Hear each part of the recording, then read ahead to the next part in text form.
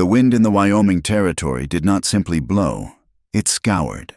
It was a physical weight, a relentless, invisible hand that pressed against the chest and stripped the moisture from the eyes. Elias Thorne stood on the wooden platform of the Blackwood station, his hat pulled low to shield his face from the grit, listening to the telegraph wires sing their mournful, high-pitched song overhead. It was late October of the year 1887. The sky was a bruised purple, heavy with the threat of early winter, stretching over a landscape that looked as though God had hammered it out of iron and forgotten to polish it. To the west, the broken hills rose like the spines of starving cattle. To the east, the grasslands rolled on forever, brown and brittle, waiting for the snow that would bury them deep. Elias checked his pocket watch. Though he knew the time, the train from Cheyenne was late. It was always late. He was 26 years old, though the sun and the wind had already etched fine lines around his eyes. He was a tall man, broad in the shoulders from a life of lifting beams and wrestling calves. But he held himself with a quiet, shrinking posture, as if he were trying to occupy less space than he had been allotted. His hands, currently twisting the brim of his hat, were calloused and scarred. The hands of a man who could build a fence or calm a spooked horse. Yet they trembled now with a fear that no stampede had ever instilled in him. He was waiting for a wife. The thought made his stomach turn over. A slow, sickly rotation. He looked toward the end of the platform where the town of Blackwood began. It was a settlement that looked like it had been nailed together in one bad week, a collection of false-fronted buildings and raw timber shacks leaning into the gale. Two men were sitting on the porch of the general store, their boots propped up on the railing. One of them, a thick-necked ranch hand named Jeb, who had delighted in tormenting Elias in school, pointed a finger and laughed. The sound was snatched away by the wind, but the gesture was clear. "There goes Elias," they would be saying, too soft to court a girl, so he had to buy one from a catalog. Elias turned his back to them, staring down the iron rails that converged in the distance. He had not done this out of desire. He had done it because the silence in his half-finished cabin had become loud enough to scream at him. He had done it because a man alone in this country was a ghost before he was dead. And, if he were honest with himself, he had done it because the thought of walking into the brothel on the edge of town, or trying to speak to the devastatingly wholesome daughters of the church congregation, paralyzed him with a shame he could not articulate. A mail-order bride was a business arrangement. It was paper and ink. It was safe. Or so he had told himself when he sent the letter and the bank draft for her ticket 3 months ago. A low rumble vibrated through the planks beneath his boots. Black smoke smeared the horizon. The train was coming. Elias wiped his palms on his trousers. He felt a desperate urge to run, to mount his horse and gallop back to the safety of his empty claim. But his feet remained rooted. He was a man who kept his word, even when his word terrified him. The locomotive grew from a speck to a roaring, iron beast, grinding to a halt with a screech of metal that set Elias's teeth on edge. Steam hissed, enveloping the platform in a damp, sulphurous cloud. Passengers began to disembark. A salesman with a sample case, a family of homesteaders, looking bewildered and dusty. A few miners heading up to the hills. And then, her. She stepped down from the second car with a slow, deliberate movement, clutching a small, battered trunk with one hand and a worn leather Bible with the other. She wore a dress of dark gray wool that had seen better days, patched neatly at the hem. Her bonnet obscured her face until she lifted her chin to scan the platform. Clara Vance was not the blushing, rounded girl the advertisement might have implied.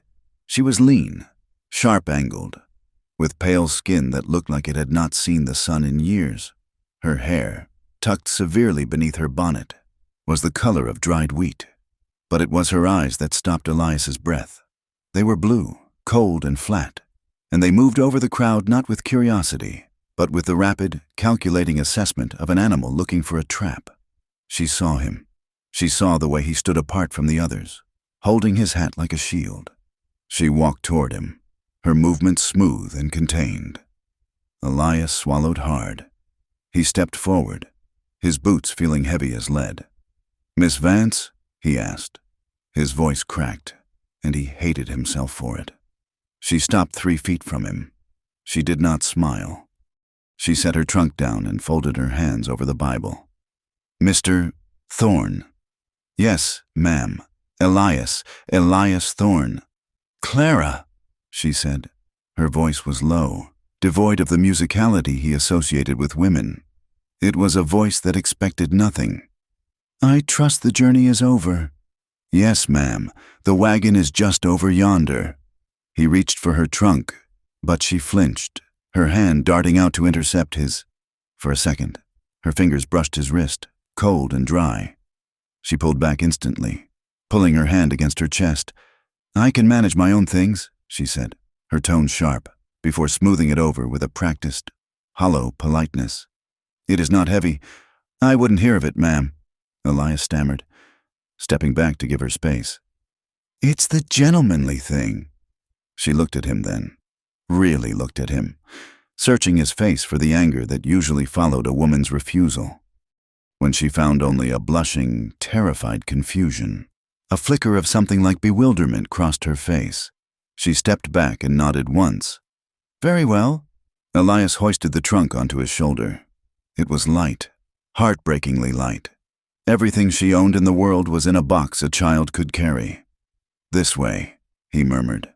They had to walk the length of the platform to reach the hitching post where his wagon waited. It was a walk that felt like a march to the gallows. The town of Blackwood had noticed the arrival. Conversations on the boardwalks died away. Heads turned. The silence was thick, punctuated only by the wind rattling the loose boards of the station house. Mrs. Gable, a pillar of the Methodist Church and the town's self-appointed moral arbiter, was coming out of the mercantile. She stopped, her eyes narrowing as they swept over Clara's gray dress and travel-stained hem. She sniffed, loud and distinct, and turned her back, pulling her shawl tight as if to protect herself from contagion. Clara did not flinch. She kept her chin high, her eyes fixed on the horizon. But Elias saw her knuckles turn white where she gripped her Bible. She knew. She had been on the ground for less than 5 minutes, and she already knew that she was the mail-order woman, a creature considered 1 step above a prostitute and 3 steps below a decent wife. As they passed the saloon, the door swung open. Jeb and his companion had moved from the store to the bar and back out again. "Well now," Jeb called out, his voice slurring slightly. "Looks like the package arrived intact. Eli, did you check the teeth? I hear they send the old ones out west when they can't work the cities anymore." Laughter rippled from the shadows of the porch. Elias froze. Heat flooded his neck, burning all the way to his ears. He should say something. A real man would drop the trunk and plant a fist in Jeb's face. A real man would defend his wife's honor. But Elias Thorne had never been a fighter. He was the boy who patched up birds with broken wings. The man who apologized when someone else stepped on his boot. The violence of men terrified him.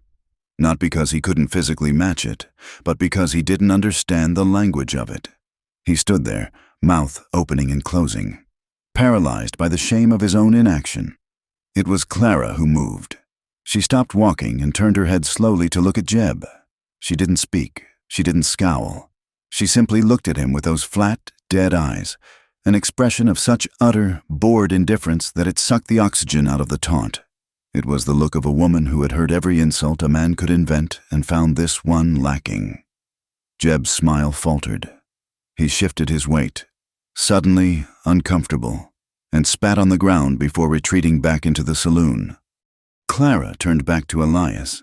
"Is the wagon far, Mr. Thorne?" "No," Elias whispered. "Just here." He helped her up to the bench seat.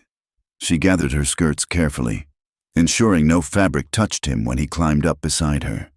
He flicked the reins, and the team of bays lurched forward, pulling them away from the staring eyes of Blackwood and out into the vast, indifferent emptiness of the plains.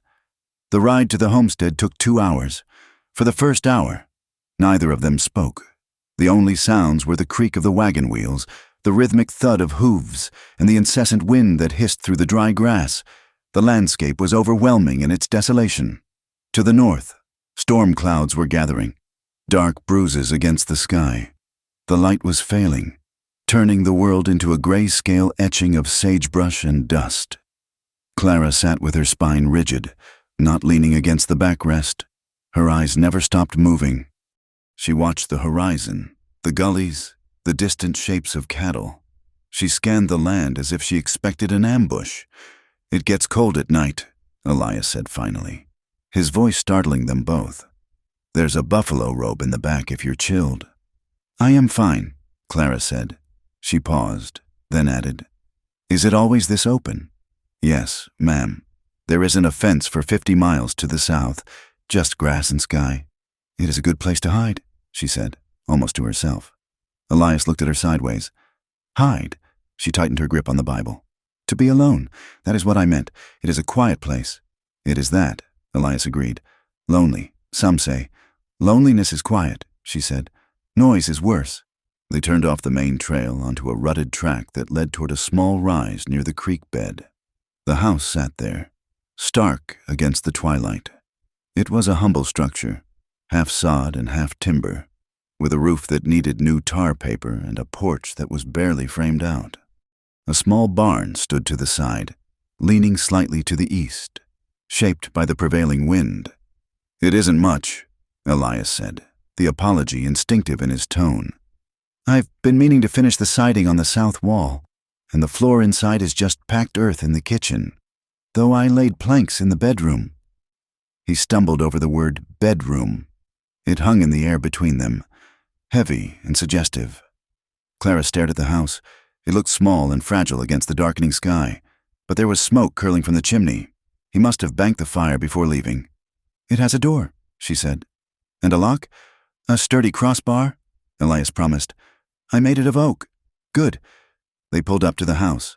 The wind was howling now, a lonesome sound that made the warmth of the indoors seem like a distant dream. Elias helped her down, again noting how she braced herself before his hands touched her waist, and how quickly she pulled away once her boots hit the dirt.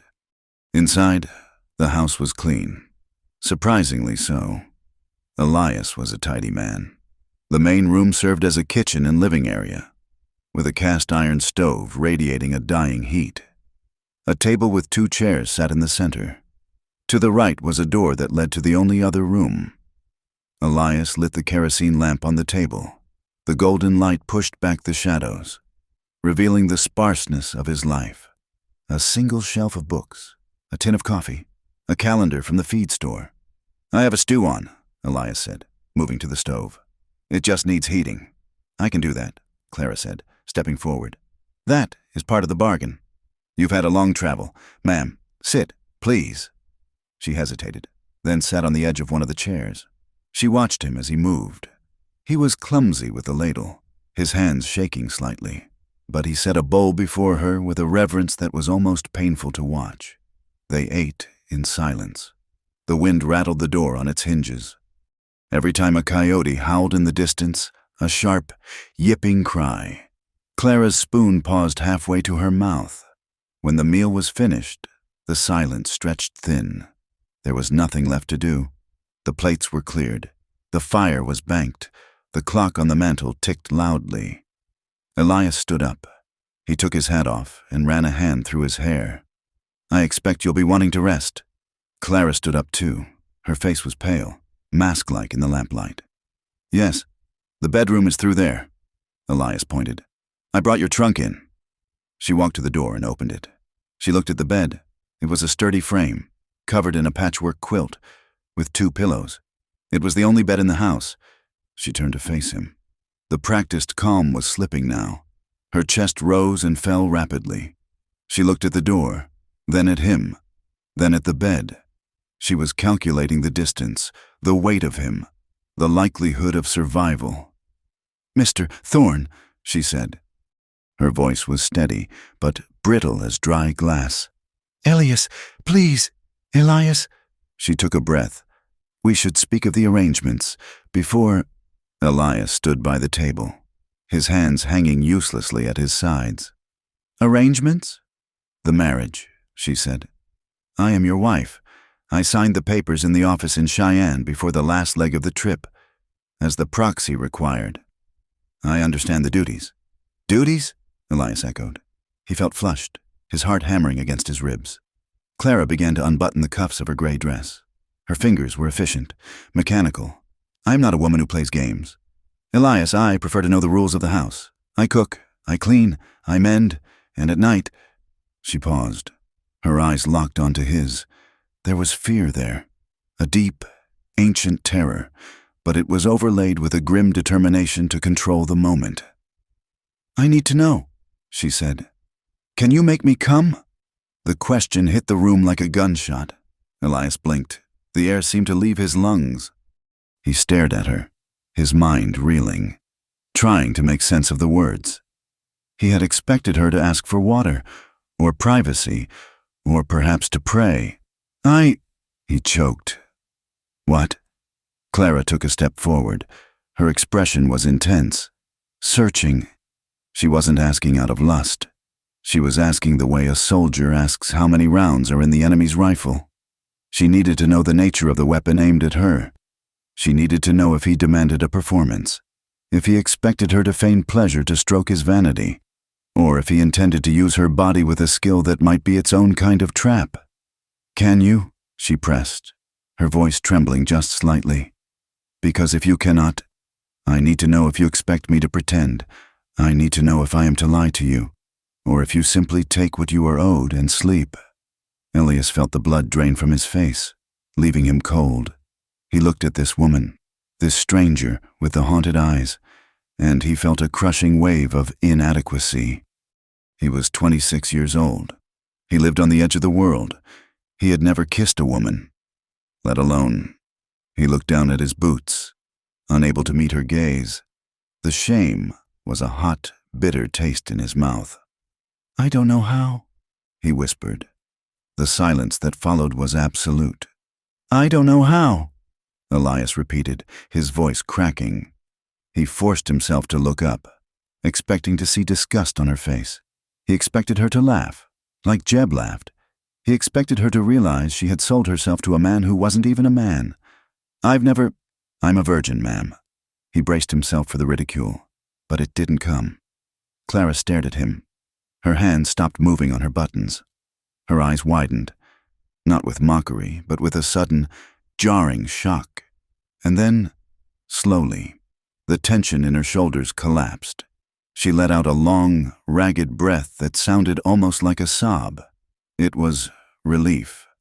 You have never? She asked softly. No, ma'am, Elias said, miserable. I kept to myself. My mother raised me strict, and then, well, the brothels, He gestured helplessly. It didn't seem right, and I never had a sweetheart. Clara closed her eyes for a moment. When she opened them, the cold calculation was gone, replaced by a tentative, confused wonder. A man who didn't know. A man who had no history of taking— You don't know how, she repeated, testing the words. I am sorry, Elias said. I know a wife expects a husband to be experienced. No, Clara said quickly. No. She took a step back, pulling her cuffs closed again. No, Elias, that is good. Good? It means we can wait, she said, her voice gaining a fraction of strength.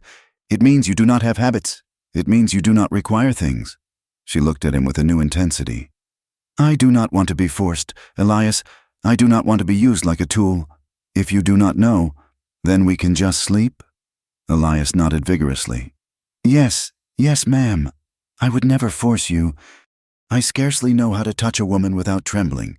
To be honest— Clara looked at his hands, those large, scarred hands that were currently twisting the fabric of his trousers. She saw the truth in him. He was terrified of her. We agree then, she said.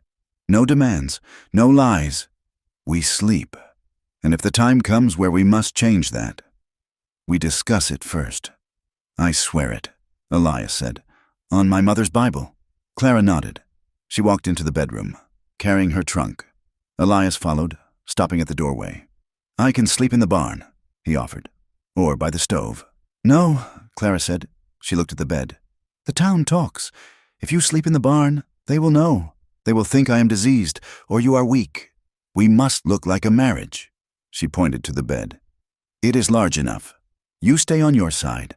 I stay on mine." "Yes, ma'am." They prepared for bed in separate corners of the room, turning their backs to one another to undress down to their undergarments. Elias blew out the lamp, plunging the room into darkness. The darkness was heavy. Outside, the wind had picked up, screaming around the corners of the house. Elias lay on the far left edge of the mattress, his body rigid, terrified that even his breathing might offend her. He could feel the warmth of her body a foot away, but he did not move. Clara lay on her back, staring up at the invisible ceiling. She was safe. For tonight, she was safe. The man beside her was a boy in a man's body, frightened and gentle. But as she lay there, her mind drifted back to the station. She had tried to push it away. The memory of the moment she stepped off the train. She had been scanning the crowd for her husband, but her eyes had caught something else. Standing in the shadow of the water tower, detached from the rest of the crowd, had been a man. He wore a long duster coat and a hat pulled low. He hadn't boarded the train. He hadn't greeted anyone. He had just stood there, rolling a cigarette, watching the passengers disembark. When Clara had stepped onto the platform, the man had stopped rolling the cigarette. He had looked at her. He hadn't smiled. He hadn't moved. He had just watched her with a calm, predatory patience. And then, as she walked away with Elias, she had seen him turn and walk toward the telegraph office. She squeezed her eyes shut. It was just paranoia. It was the ghost of the life she had fled. Her former owner, the man she refused to name even in her thoughts, was 1,000 miles away in St. Louis. He couldn't have found her this fast. He couldn't know, but the fear curled in her gut, cold and sharp. Outside, a coyote howled, a long, wavering note that sounded like a woman screaming. The wind rattled the boards of the house, testing the strength of the nails, looking for a way in. In the darkness, two strangers lay in the same bed, separated by a foot of cold quilt and a lifetime of damage. Both of them were afraid. Both of them were hoping that the morning would bring mercy, though the West was not a place known for it. "Good night, Elias," Clara whispered into the dark. "Good night, Clara," he whispered back. Neither of them slept for a long time. November settled over the Wyoming plains like a gray wool blanket, heavy and suffocating. The wind did not cease. It found every gap in the chinking of the cabin logs and whistled a high, lonely tune that grated on the nerves. For Elias and Clara, the days became a rhythm of survival that left little room for awkwardness.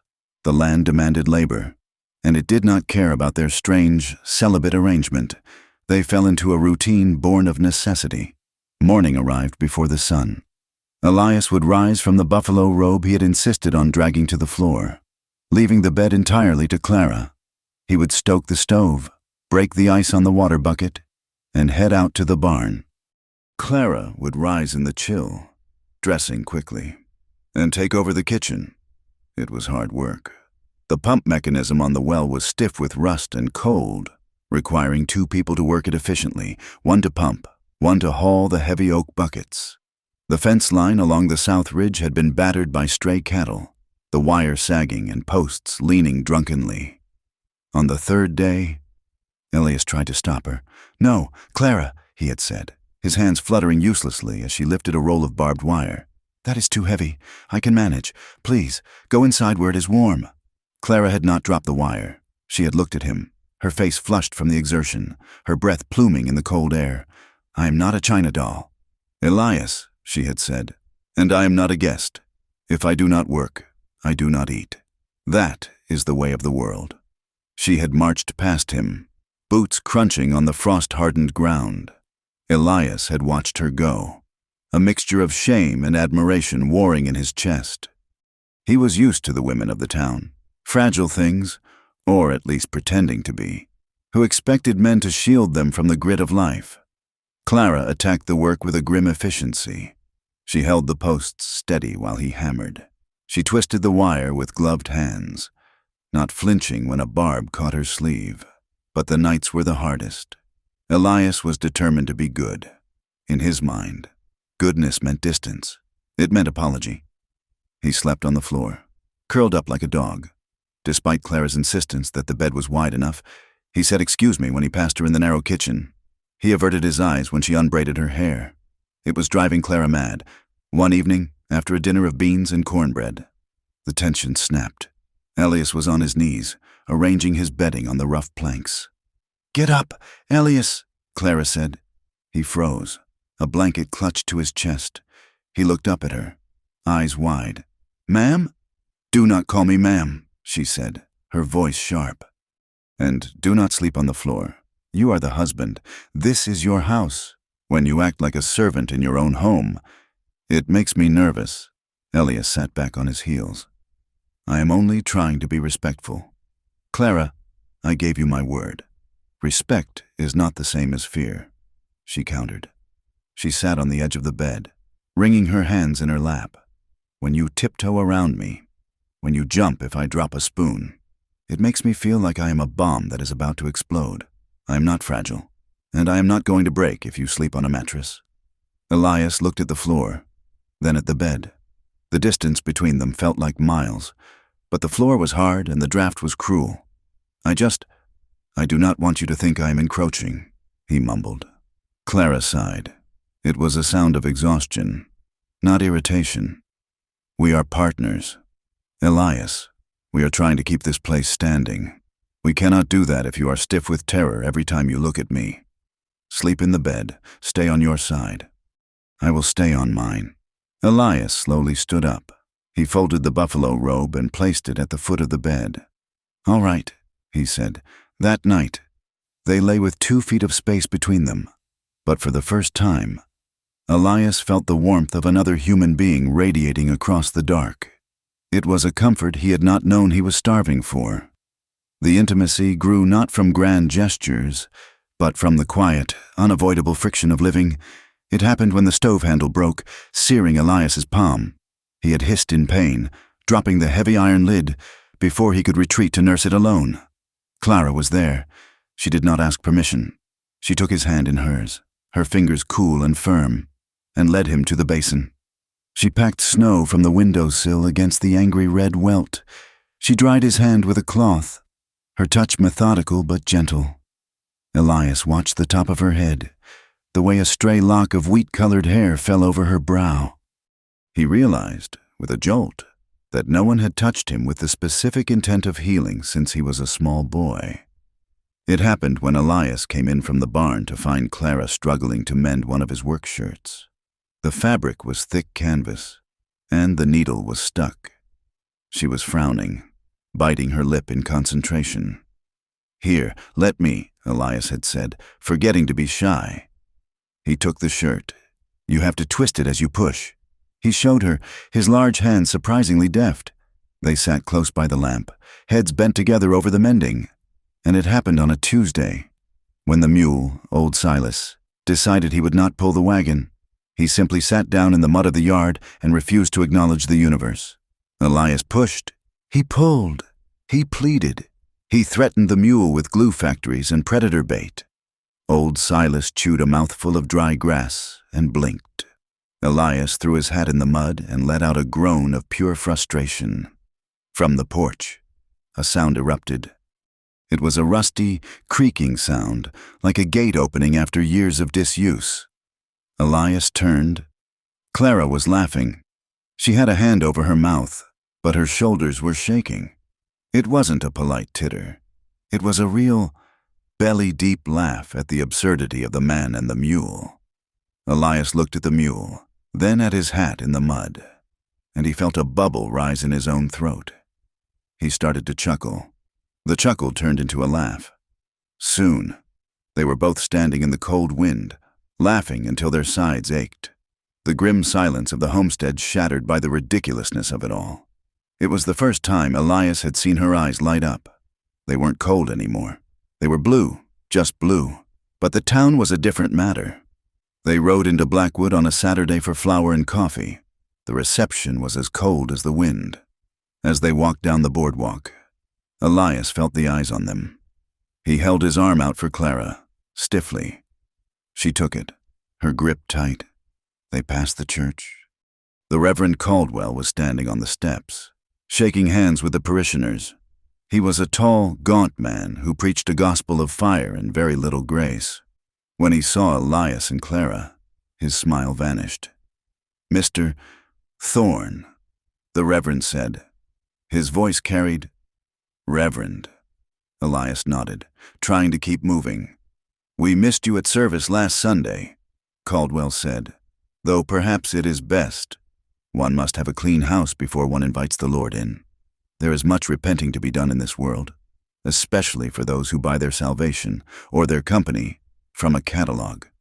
The women standing near the Reverend turned their backs in unison. It was a choreographed wall of bonnets and wool shawls. Elias felt Clara flinch. He stopped walking.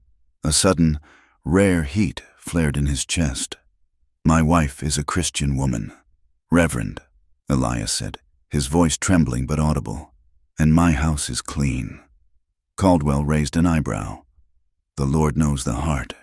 Mr. Thorne, and the history, Elias hurried Clara away, his face burning.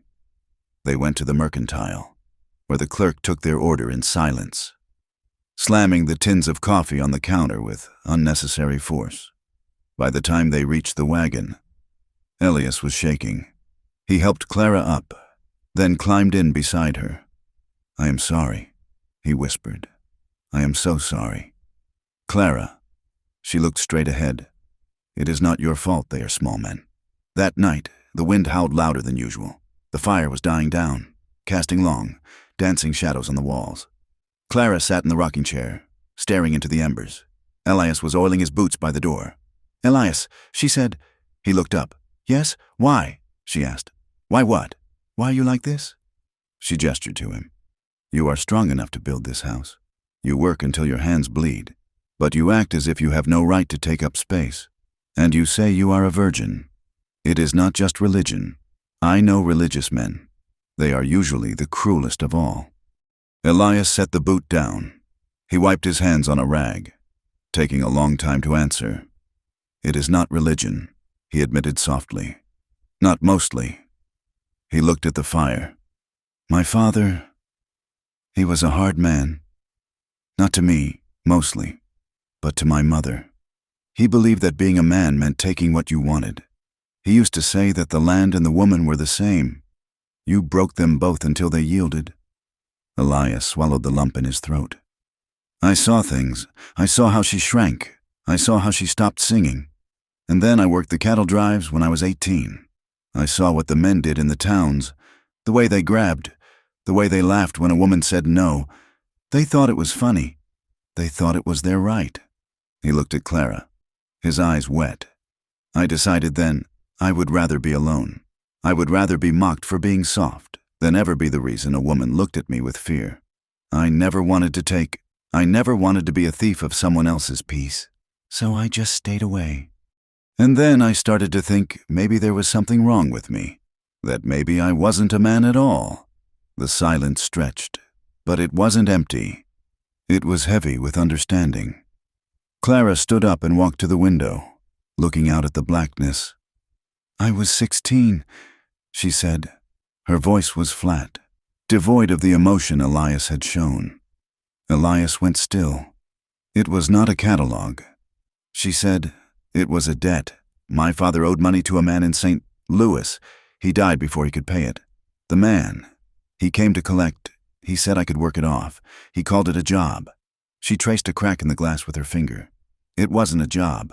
It was ownership. I was in a house with other girls. We were not allowed to leave. The town knew. The police knew. They blamed us. They said we were fallen. They said we chose it." She turned to face Elias. "You are afraid of taking. Elias, I'm afraid of being erased. Every time a man touched me, I became less real. I became just a thing, a piece of furniture." She took a breath, and her voice shook for the first time. "I came here because I wanted to be a person again, even if it was just to be a wife on paper." Elias stood up. He wanted to cross the room. He wanted to destroy the man in St. Louis. But he stayed where he was. You are real. Clara, he said fiercely, you are the realest thing in this whole damn territory. The change happened 2 nights later. The air in the cabin had shifted. The confession had drained the poison of secrecy. They moved around each other with a new awareness. They were in bed. The lamp was out. The darkness was absolute. Elias lay on his back, staring at the ceiling, listening to Clara's breathing. It was uneven. She was awake. Elias? Yes, Clara. Her voice was small, coming from the darkness. Can I ask you something? Anything? I want to try, she whispered. Elias's heart slammed against his ribs. Try what? I want to know if it can be different, she said.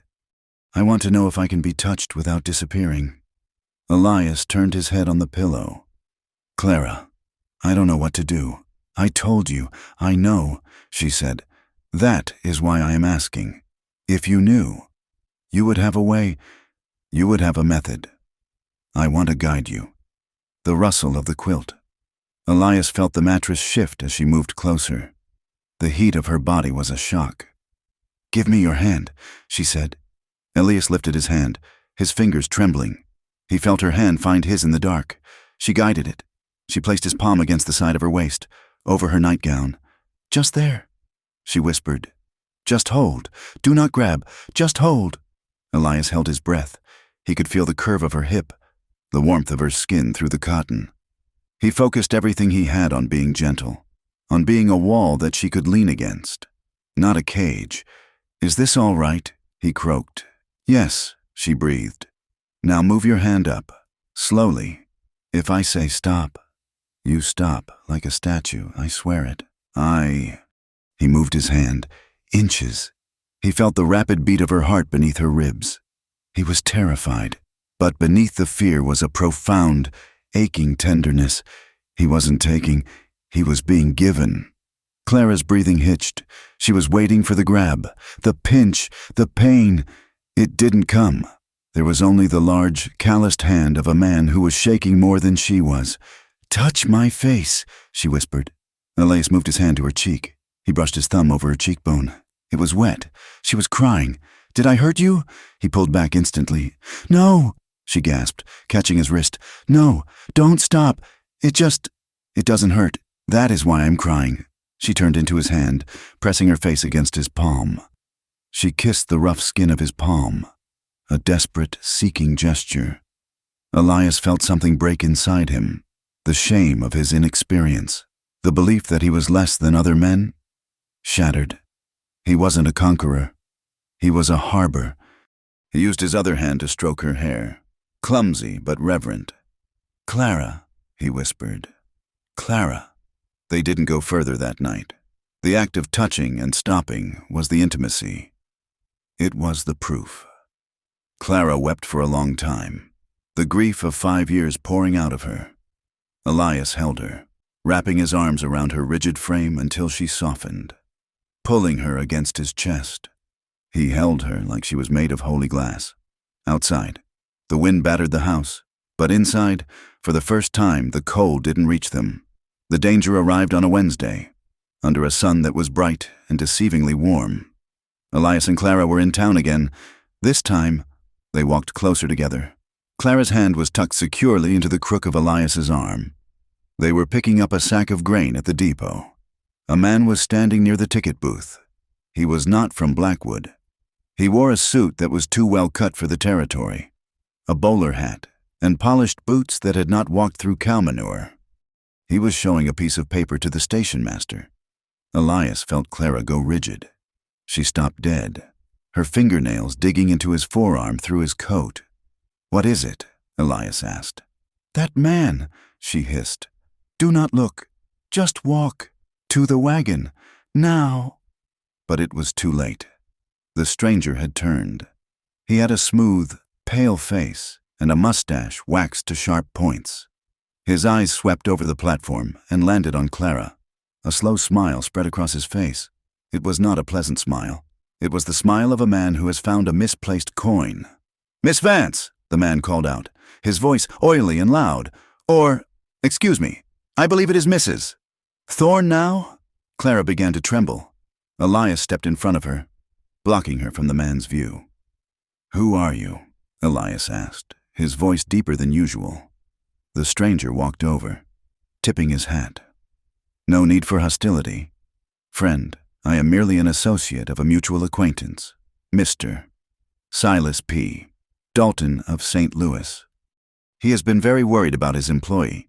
He is not her employer, Elias said. She is my wife. The stranger chuckled.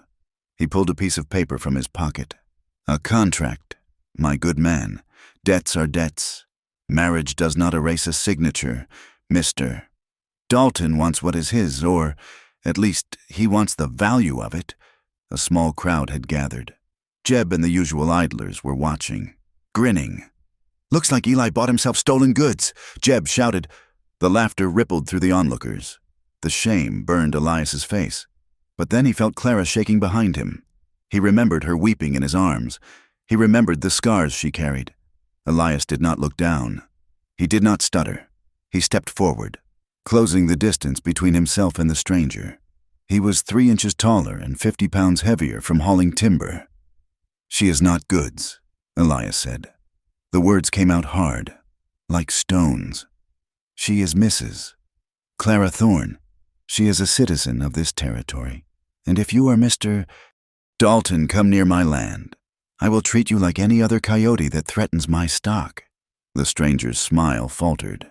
He looked at Elias's hands, big, scarred hands that were clenched into fists. Is that a threat? The stranger asked softly. It is a promise, Elias said. He turned, grabbed Clara's hand, not her arm, her hand, and led her through the crowd. He walked with his head up. He stared directly at Jeb until the ranch hand looked away. He stared at the Reverend until the man pursed his lips and retreated. They climbed into the wagon. Elias whipped the reins, and they tore out of town, leaving the dust swirling in the air. But as the town faded behind them, the adrenaline faded too, replaced by a cold, sinking dread. Clara gripped his knee. He knows, she whispered. He knows where we are. Elias looked at the horizon. The clouds were building again, dark and violent. I know, he said. We cannot just hide. Elias, he has the law, or money that buys the law. Elias looked at her. He saw the terror in her eyes, but he also saw the steel. Then we don't hide, he said. We get ready. He took her hand and squeezed it. The love he felt for her was sudden and terrifying. It was a fierce, protective thing that made him want to burn the world down to keep her safe. But as the first flakes of snow began to fall, drifting across the brown grass, Elias knew that love alone would not stop what was coming. The West did not care about love. It only respected survival. We have a lot of work to do. Clara, yes, she said. Yes, we do. The snow began to fall harder, blurring the road ahead, as the wagon creaked onward into the storm. Winter descended on the Wyoming territory, not as a season, but as a siege. The sky turned a flat, bruised gray, and lowered itself until it seemed to scrape the tops of the hills. The wind, which had been a constant companion in autumn, sharpened its teeth, carrying ice crystals that scoured the wood of the cabin and the skin of anyone foolish enough to expose it. For Elias and Clara, the world shrank to the radius of the heat thrown by the cast-iron stove. The creek froze solid 3 days before Christmas. Elias spent his morning swinging a pickaxe at the ice, shattering the surface so the 3 horses and the milk cow, a moody Guernsey named Bess, could drink. The sound of the metal striking the ice rang out like a gunshot in the silent, white emptiness. It was brutal work. The cold was a physical weight, pressing into the joints, making every movement slow and aching. But the hardship, paradoxically, dissolved the last lingering formalities between them. There was no energy left for shyness when the temperature dropped to 20 degrees below zero. Clara had changed. The pale, ghost-like woman who had stepped off the train in October was gone. In her place was a woman wearing Elias's old wool coat, cinched at the waist with a rope, her hair braided tight against the wind. She did not hide in the house. When Bess fell ill with a winter cough, It was Clara who mixed a poultice of mustard and warm lard, spending hours in the drafty barn rubbing the animal's chest while Elias held the lantern. She learned to shoot. It began out of necessity when a coyote grew bold enough to snatch a chicken from the coop in broad daylight. Elias had grabbed the rifle, but his gloves were too thick, and he fumbled the cartridge. Clara had taken the Winchester from his hands. Her movements were not graceful, but they were decisive. She braced the stock against her shoulder, exhaled a cloud of white breath, and pulled the trigger. The shot went wide, kicking up snow 3 feet from the predator, but the coyote scrambled away. "Teach me," she had said, handing the rifle back. "I will not be helpless. Elias." So, on the rare afternoons when the wind died down, they stood behind the barn, shooting at tin cans perched on the fence posts. She had a steady eye. She did not flinch at the recoil. "You hold your breath too long," Elias told her one afternoon, his voice low. "You have to fire at the bottom of the breath, just as it leaves you." Clara lowered the rifle and looked at him. Her cheeks were stung red by the cold. "Like this?" She exhaled, a long, slow stream of vapor, and squeezed the trigger. The can spun off the post, a jagged hole through its center. Elias smiled, a slow expression that crinkled the corners of his eyes. Just like that. But as the winter locked them in, Elias found himself wrestling with a new, interior storm. The proximity was maddening. They lived in one room. They breathed the same air. He watched her brush her hair by the firelight, the gold strands gleaming. He watched her hands kneading dough, strong and capable. The fear that he was not a man, that he was broken, began to recede, replaced by a terrifying, urgent desire. He wanted her. He wanted to cross the few feet of floorboards that separated them and bury his face in the crook of her neck. But the desire brought the old fear rushing back, sharper than before. He was a large man. He was clumsy. He had spent his life watching how men like Jeb and his father used their size to intimidate. He looked at his own hands, scarred and broad, and terrified himself with the thought of crushing her. She had been hurt. The fragments of the story she had told him, the debt, the house in St. Louis, the job that was slavery, hung in the air between them. If he touched her with lust, would she see him as just another owner? Would the gratitude in her eyes turn back to that dead, flat look she had worn at the station? One evening in late January, the tension broke, not with violence, but with water. They had spent the day hauling firewood from the grove down by the creek. They were both frozen through, their bones aching with a deep chill that settles in the marrow. Elias filled the large copper tub in front of the stove. It took an hour of heating water in kettles to fill it. Steam rose in the small room, smelling of sage and lye soap. "You go first," Elias said, turning his back to give her privacy. "The water will not stay hot for long." He sat at the table, repairing a bridle, studiously keeping his eyes on the leather. He heard the rustle of her clothes, the splash as she stepped into the water, the long sigh of relief. The sound of the water lapping against the copper tub was the loudest thing in the world. "Elias?"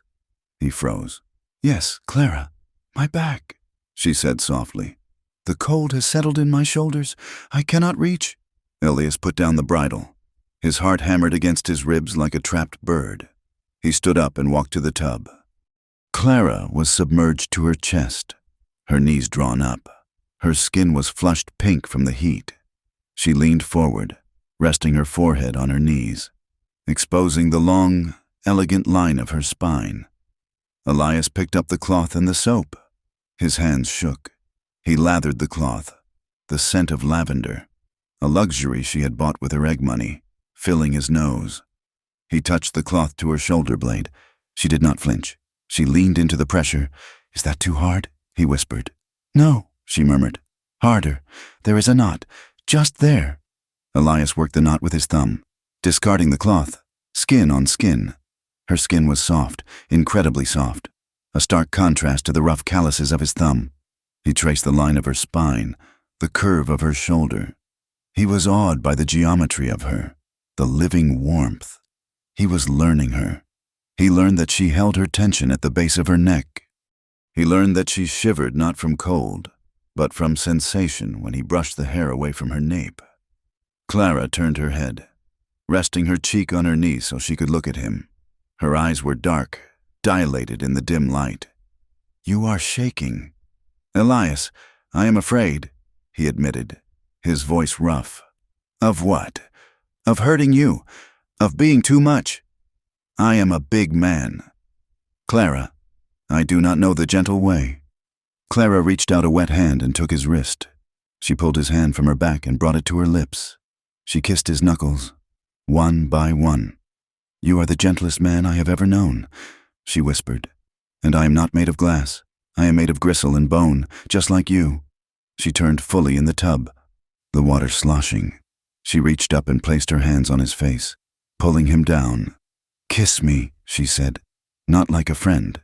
Kiss me like you want to." Elias made a sound low in his throat. He leaned down. He did not grab. He did not devour. He pressed his mouth to hers with a desperate, trembling reverence. Her lips parted. She tasted of peppermint tea and hope. It was not perfect. Their noses bumped. Elias didn't know where to put his hands, hovering them in the air until Clara took them and placed them on her wet shoulders. But when she sighed into his mouth, a sound of pure want. The dam inside Elias broke. He kissed her deeply, exploring the shape of her mouth, the texture of her tongue. He felt her hands tangle in his hair, pulling him closer. For the first time in his life, he felt the immense power of his own body, not as a threat, but as an instrument of connection. When he pulled back, gasping, they were both flushed. "The water is getting cold," Elias whispered. Clara smiled, a true, wicked smile that transformed her face. "Then you had better help me out." They did not make love that night. The leap from solitude to union was too vast to cross in a single stride. But later, in the bed, there was no space between them. Elias held her against his chest, her back to his front, his arm draped heavily over her waist. Her hand rested on his forearm, their fingers interlaced. "Can you make me come?" she whispered into the dark, echoing the question she had asked months ago. Elias buried his face in her hair. "I am going to spend the rest of my life learning how." "Clara, I promise you that." The thaw came in March, turning the world into a slush of mud and half-melted drifts. With the thaw came the realization that they had survived the winter, but the supplies were dangerously low. The flour barrel was empty. The coffee was gone. They hitched the wagon, the wheels sinking deep into the muck, and made the slow, arduous journey to Blackwood. The town had changed over the winter. There were new fences up on the outskirts. A new sign hung over the bank, Kincaid Cattle Land Company. Elias felt a prickle of unease on the back of his neck. They went to the general store first.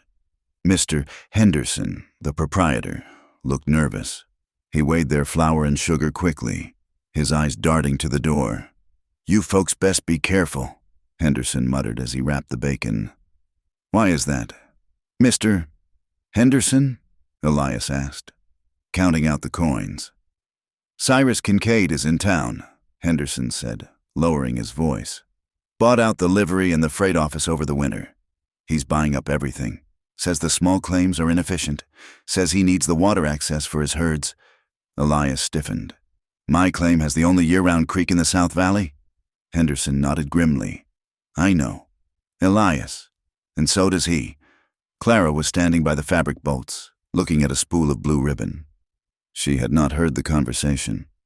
The bell above the door jingled. The air in the store seemed to drop 10 degrees. A man walked in. He was older, perhaps 50, with a shock of silver hair and a coat made of fine buffalo hide. He did not look like a cowboy. He looked like a senator. He was flanked by 2 men. One was the stranger from the train station, the one Elias had confronted in the fall, Cyrus Kincaid. He walked with the heavy, assured tread of a man who owns the ground beneath his feet. He stopped in the center of the store, looking around with a proprietary air. "Henderson," he boomed. "I need 3 boxes of Havana cigars, and put it on my ledger." "Yes, Mr. Kincaid," Henderson squeaked. Kincaid turned his gaze and saw Elias. He smiled, a tightening of thin lips that did not reach his eyes. "Mr. Thorn, I presume. I have heard much about you, the man who sits on the Sweetwater Creek. Elias stepped away from the counter, placing himself between Kincaid and Clara. Mr. Kincaid, I sent a man to see you last week, but the roads were impassable. Kincaid said smoothly, I have a proposition for you. I am expanding. I am willing to offer you a fair price for your claim. $600. It is worth $2,000, Elias said steadily. And it is not for sale. Kincaid chuckled. It was a dry, rasping sound. Everything is for sale. Son, it is just a matter of finding the right currency. His eyes drifted past Elias and landed on Clara. She was frozen. Her hand was hovering over the blue ribbon. She was looking at the man beside Kincaid, the stranger with the waxed mustache. Ah, Kincaid said, his voice dropping to a purr. And this must be the bride. The, import. He took a step toward her. The stranger whispered something in Kincaid's ear. Kincaid's eyebrows rose. Is that so? He said. Well, it seems we have mutual acquaintances in St. Louis. A Mr. Dalton speaks highly of your talents. Clara did not move. Her face had gone white, the blood draining away so fast she looked like a corpse. Her eyes glazed over. She was not in the general store anymore. She was back in the parlor with the velvet curtains, the smell of stale cigar smoke, the heavy hand of a man who owned her. Dissociation. It hit her like a physical blow. The sounds of the store, the rustle of paper, the wind outside, faded into a buzzing static. Kincaid reached out. He did not grab her. He reached out and brushed a piece of lint from her shoulder. A proprietary gesture. A test. You know, Mrs.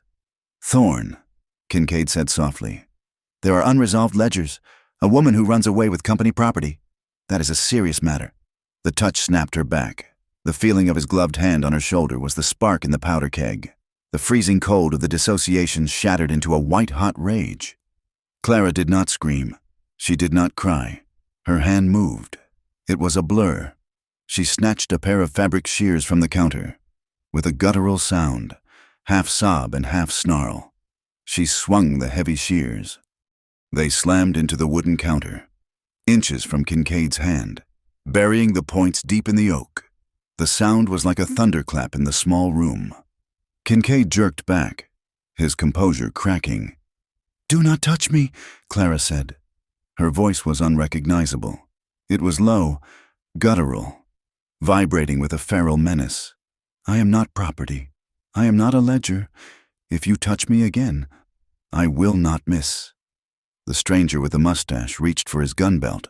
Elias was there. He moved faster than he had ever moved in his life. He grabbed the stranger's wrist, twisting it with the strength of a man who wrestled steers for a living. The stranger cried out, dropping to one knee. We are leaving, Elias said. His voice was calm, but his eyes were burning. He grabbed the sack of flour with one hand and took Clara's arm with the other. Come, Clara. They backed out of the store. Kincaid stood by the counter, staring at the shears vibrating in the wood. He was not scared. He looked interested. You have spirit, Kincaid called out. I enjoy breaking spirits. It makes the horse more valuable. They did not go straight to the wagon. Elias pulled Clara into the alleyway between the bank and the assay office. She was shaking violently now, the adrenaline crashing. He held her shoulders. Clara, look at me. She looked up, her eyes wide and wild. He knows Dalton. They are going to take me back. No, Elias said firmly. No one is taking you anywhere. But the law here is Kincaid, Elias said bitterly. The sheriff drinks at Kincaid's saloon. The judge plays poker at Kincaid's table. We have to run, Clara whispered. We have to go to Oregon, or California, and leave the land. The house? Elias shook his head. No, that is what he wants. He wants us to run so he can take the water. If we run, we admit guilt. If we run, they will hunt us down as criminals. Then what do we do? She cried. We fight, Elias said, but not with guns. Not yet. He looked down the street. There was a small, dusty office above the feed store. A sign swung in the wind. Thaddeus Holt, attorney at law, notary public. Holt was a new arrival, a man who had come west for his health. consumption. The rumors said he was known for being drunk by noon and reading Greek philosophy on his porch, but he was not on Kincaid's payroll. Not yet.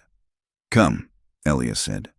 They found Thaddeus Holt asleep at his desk, a bottle of whiskey half empty beside a stack of law books. He was a scarecrow of a man, with a hacking cough and ink-stained fingers. Elias slammed his hand on the desk.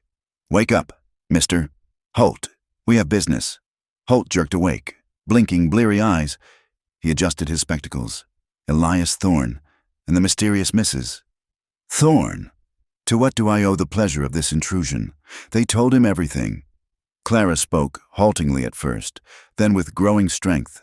She told him about the debt her father left, the contract she had been forced to sign, the nature of the work, the flight. Holt listened, his cynicism fading as the story unfolded. He poured a small glass of whiskey, but did not drink it. He turned the glass in his fingers, watching the amber liquid catch the light. And this Kincaid, Holt rasped, coughing into a handkerchief. He claims to represent this Dalton. He implies it, Elias said. He says there is a debt. Holt stood up and walked to the window, looking down at the street where Kincaid was crossing toward the bank. This is not about the debt, Holt said. It is about the creek. Kincaid is overgrazing the north pasture. He needs water or his empire dies of thirst next summer. He is using your wife's past as a bludgeon to steal your future. Can he do it? Clara asked. Can he take me back? Holt turned. Under the law? It is murky. Indentured contracts are largely illegal since the war. But debt repayment is a slippery slope. If they have a judge who interprets the contract as a valid labor agreement, they could issue a warrant for your arrest for theft of services. He paused, a glint of steel entering his watery eyes. However, if the original contract was signed under duress, or if the nature of the work violates the moral statutes of the territory, then the contract is void. He looked at Clara. You say they made you sign it after your father died. Did you have legal counsel? No, Clara said. I was 16. Holt slammed his hand on a book. Fraud. Coercion of a minor. And if we can prove Kincaid is colluding to enforce an illegal contract for the purpose of land extortion, we have him on conspiracy. We need evidence, Elias said. We need the contract, Holt corrected. The one they are holding over you. And we need to file a preemptive claim on your water rights that ties them up in federal court, not the local county court Kincaid owns. He sat down and pulled a fresh sheet of paper. It will cost you. I don't work for free. I have $40. Elias said. Holt waved a hand. Keep your money. I want a side of beef when you slaughter in the fall. And he smiled. A crooked, dangerous thing. I want to see the look on Cyrus Kincaid's face when I serve him a federal injunction. I detest bullies. Mr. Thorne. The ride home was quiet, but it was a different kind of silence. It was the silence of soldiers moving into position. They reached the cabin as the sun was setting, painting the sky in violent streaks of orange and purple. Elias unhitched the team while Clara lit the stove. When he came inside, she was standing by the table, her hands resting on the smooth wood. Elias went to her. He wrapped his arms around her from behind, resting his chin on top of her head. We are in it now, he said. Yes, she answered. She leaned back against him. Elias? Yes, in the store. When I grabbed the shears, did I scare you? Elias turned her around. He looked into her face. The fear was gone. The hesitation was gone. No, he said honestly. You looked like a warrior. I was proud. Clara let out a breath she seemed to have been holding for years. She reached up and touched his face. I am not going back. Elias, I will die before I go back to that life. You won't die, Elias said, and you won't go back. This is our land. You are my wife, and I will kill any man who tries to break that.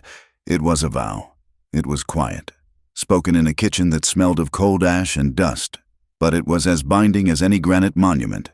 They ate a simple supper of bread and the last of the preserves. They went to bed early, exhausted by the day, in the darkness. The intimacy was fierce. There was a desperation to their touching, a need to reaffirm that they were real, that they were here, that they belonged to each other. Elias kissed the hollow of her throat. He felt her pulse beating strong and steady. "I love you, Clara," he whispered. The words felt strange in his mouth, heavy and new. "I love you, Elias," she whispered back. They fell asleep tangled together, limbs heavy with exhaustion. They were woken 3 hours later by a sound that cut through their dreams. Crack! It was the sharp, distinctive sound of a rifle shot. Elias was out of bed before the echo faded. He grabbed his trousers and his Winchester. Moving low to the floor, "Stay down," he hissed to Clara. He crawled to the window and peered out through a crack in the shutter. The moon was high and bright. In the silvery light, he could see the south pasture. The fence line was cut.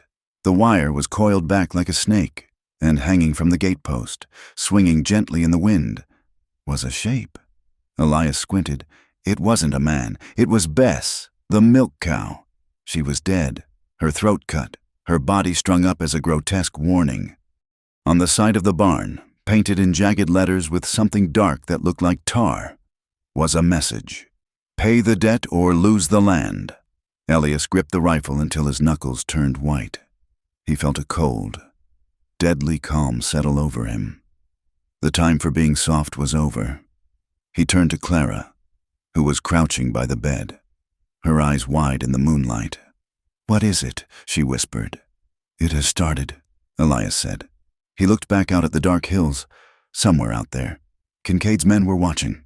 Let them watch, Elias thought. He cocked the lever of the Winchester. Let them come. The Wyoming spring was a liar.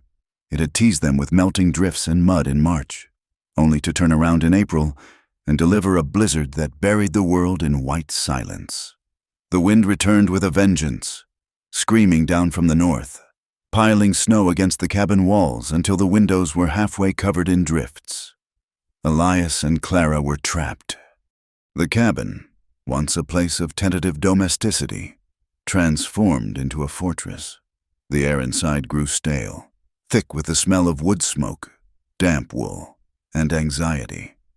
The warning painted on the barn, "Pay the debt or lose the land," was now hidden beneath a layer of ice. But the words were burned into their minds.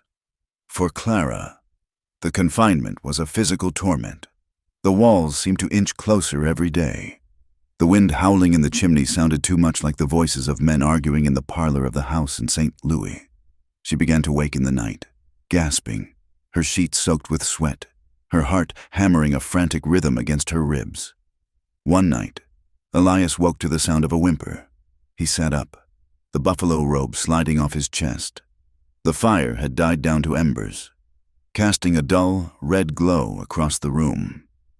Clara was sitting up in bed, her knees pulled to her chest, rocking back and forth. "Clara," Elias whispered. She flinched violently, scrambling back against the headboard. "Don't!" she gasped. "I will be good. I promise. Just don't!" Elias froze. It was not his name she was answering. She was talking to a ghost. He did not reach for her. He knew by now that touch, in these moments, was a threat. Instead, he sat quietly on the edge of the mattress, making himself small. "It is Elias," he said softly. "It is just Elias. You are in Wyoming. The door is barred." Clara blinked, her eyes adjusting to the dark. The terror slowly drained from her face, replaced by a hollow, crushing exhaustion. She slumped against the pillows. "I thought," she whispered, her voice trembling, "I thought I heard boots in the hall." "There is no hall, Clara, just this room, and the wind." She looked at him, her eyes searching his face. "How long can you do this? Elias, do what? Guard me. Keep the ghosts out." She gestured to the snow-covered window. "They are waiting. The winter will end, and they will come. You are tired. I see it in your eyes. Eventually, you will hate me for the trouble I bring." Elias looked down at his hands. They were rough, the knuckles swollen from the cold. He felt a flash of anger, not at her, but at the world that had broken her so thoroughly that she viewed his care as a finite resource, a loan that would eventually be called in. "I do not hate you," he said, "and I am not tired of you. I am tired of them." He stood up and walked to the corner where his Winchester leaned against the wall. He picked it up, checking the lever action for the 100th time that day. The metal was cold and heavy. He had always been a gentleman. He had prided himself on it. But now, looking at the woman shivering in the bed, he felt a dark, cold thing uncoiling in his gut. He realized with a sick certainty that if Kincaid walked through the door, Elias would not just stop him, he would destroy him. The line between protection and savagery was blurring, and it terrified him. "I will not let them touch you," he said, and his voice sounded strange to his own ears. Flat, dangerous. Clara watched him, and for the first time, she did not look reassured. She looked afraid, not of the men outside, but of what the fight was doing to the man inside. The storm broke on a Tuesday, leaving the sky a brilliant, blinding blue. The drifts were 4 feet deep. Elias was in the barn, trying to salvage the last of the hay for the horses, when he heard the jingle of a harness. He moved to the door, the pitchfork tight in his hand. It was Sheriff Grady. He was riding a large bay gelding, flanked by 2 deputies who looked more like hired thugs than peace officers. They struggled through the deep snow, their horses blowing hard. Elias stepped out of the barn. He did not wave. He did not smile. "Sheriff," Elias said, "you are far from town." Grady pulled up, spitting a stream of tobacco juice into the pristine snow. He was a thick-set man with a face like a slab of cured ham, red and weathered. He avoided Elias's eyes, looking instead at the horizon. "Elias, bad time of year for a ride." "That is a fact. What do you want?" "Grady?" The sheriff sighed, reaching into his heavy coat. He pulled out a folded paper. "Official business. Son. Writ of attachment." Elias did not move to take it. "What does that mean?" "Means there is a dispute regarding the title of this land and the assets residing upon it." Grady leaned forward, his saddle creaking. "Judge Holloway signed it this morning. Seems Mr. Kincaid has filed a petition claiming that the purchase of your wife's contract constitutes a lien against your property.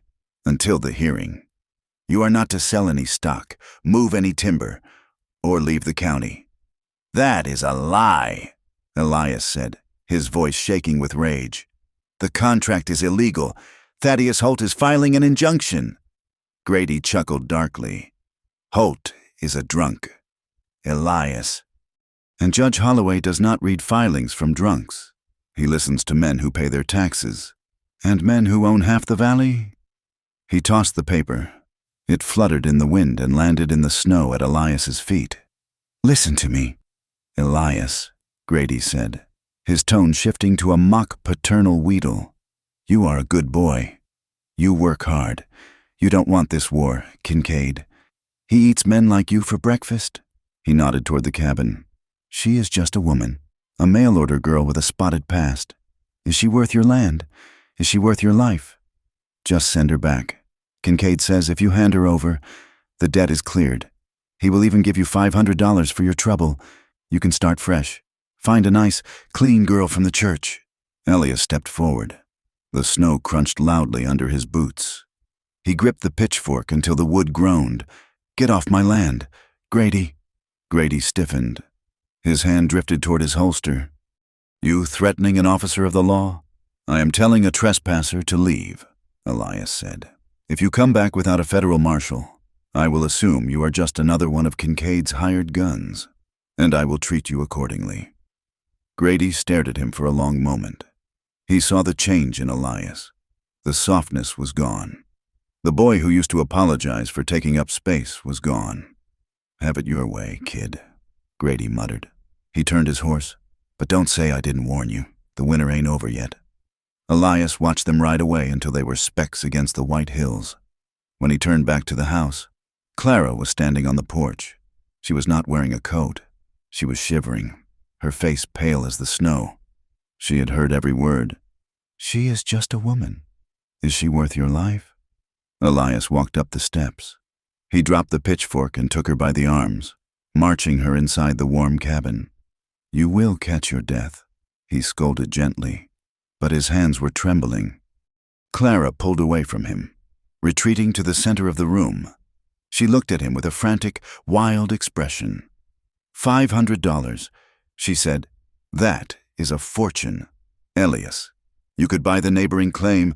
You could build a new barn. Stop it, Elias said. He is right, she cried, her voice rising to a hysterical pitch. I am not worth it. I am a millstone around your neck. I am the reason they killed Bess. I am the reason you cannot sleep. I am a curse. Elias! She grabbed a plate from the table, a tin plate, and threw it. It clattered uselessly against the wall. Give me back, she screamed. Give me back to them and save yourself. Elias closed the distance in 2 strides. He did not grab her in anger. He grabbed her to stop her from shattering. He wrapped his arms around her, pinning her arms to her sides as she fought him. No, he shouted. No, she struggled, sobbing, kicking at his shins. I am poison. Let me go. I will not. Elias roared, his voice cracking. He held her tighter, burying his face in her hair. You are not poison. You are my wife. You are the only good thing I have ever had. The fight went out of her all at once. She collapsed against him, her legs giving way. Elias sank to the floor with her, holding her as she wept, great heaving sobs that shook her entire frame. He rocked her, whispering meaningless things into her hair. I am here. I am here. I am not letting go. Outside. The wind picked up again, rattling the shutters. Inside. The fire popped. After a long time. Clara pulled back. Her eyes were red and swollen. She looked at him, really looked at him, seeing the fear and the love warring in his face. Elias, she whispered. Yes, I don't want to be a debt. I don't want to be a cause you are fighting for. What do you want to be? I want to be yours, she said. But not because you own me. I want you to want me. Not to save me, just to want me. Elias reached up and cupped her face. His thumb brushed a tear from her cheek. I have wanted you since the moment you stepped off that train, he said. I have wanted you so much I thought it was a sin. Show me, she whispered. The request hung in the air, fragile and heavy. Elias hesitated. I don't know how to do this perfectly. Clara, I am clumsy. I don't want perfect, she said fiercely. I want real. I want to choose this. I choose you. Elias. She leaned forward and kissed him. It was not a tentative kiss. It was hungry, desperate, acclaiming. Elias kissed her back. The fear of hurting her vanished, replaced by a profound need to be close, to merge their 2 broken lives into something whole. They moved to the bed. The room was cold, but under the heavy quilts. It was a separate world. For Clara, it was a terrifying threshold. Every touch she had known before had been theft. But Elias asked, Can I touch you here? He whispered, his hand hovering over her waist. Yes, she breathed. He moved slowly. He let her set the pace. When she tensed, he stopped, waiting until she exhaled and pulled him closer. He learned the map of her body not as a conqueror, but as a traveler grateful for the shelter. And for Elias, it was a revelation. He realized that the act was not about taking. It was about giving. It was a conversation without words. When the moment finally came, it was not a thunderclap. It was a quiet, shuddering release, a moment of absolute vulnerability shared in the dark. Clara cried out softly, gripping his shoulders, and Elias felt a rush of emotion so intense it burned his eyes. Afterward, they lay tangled together, skin against skin. The buffalo robe pulled high over their heads. Was it all right? Elias asked into the silence. Clara turned her head and kissed his shoulder. It was not a violent thing, she whispered. It was kind. You are kind, Elias. He tightened his arm around her. It was enough. For tonight, it was enough. 2 days later, the tragedy arrived with the smell of smoke. It was late afternoon. The sun was setting in a bloody haze. Elias was inside, mending a stirrup leather. Clara was at the stove, making biscuits. Elias sniffed the air. He frowned. Clara, did you burn the flour? No, she said, turning. Then what? Elias stood up. He walked to the window. Fire. It was not the house. It was the hayshed. the separate structure where they kept the winter feed for the horses and the remaining livestock. "No!" Elias shouted. He grabbed his coat and ran out the door. The shed was fully engulfed.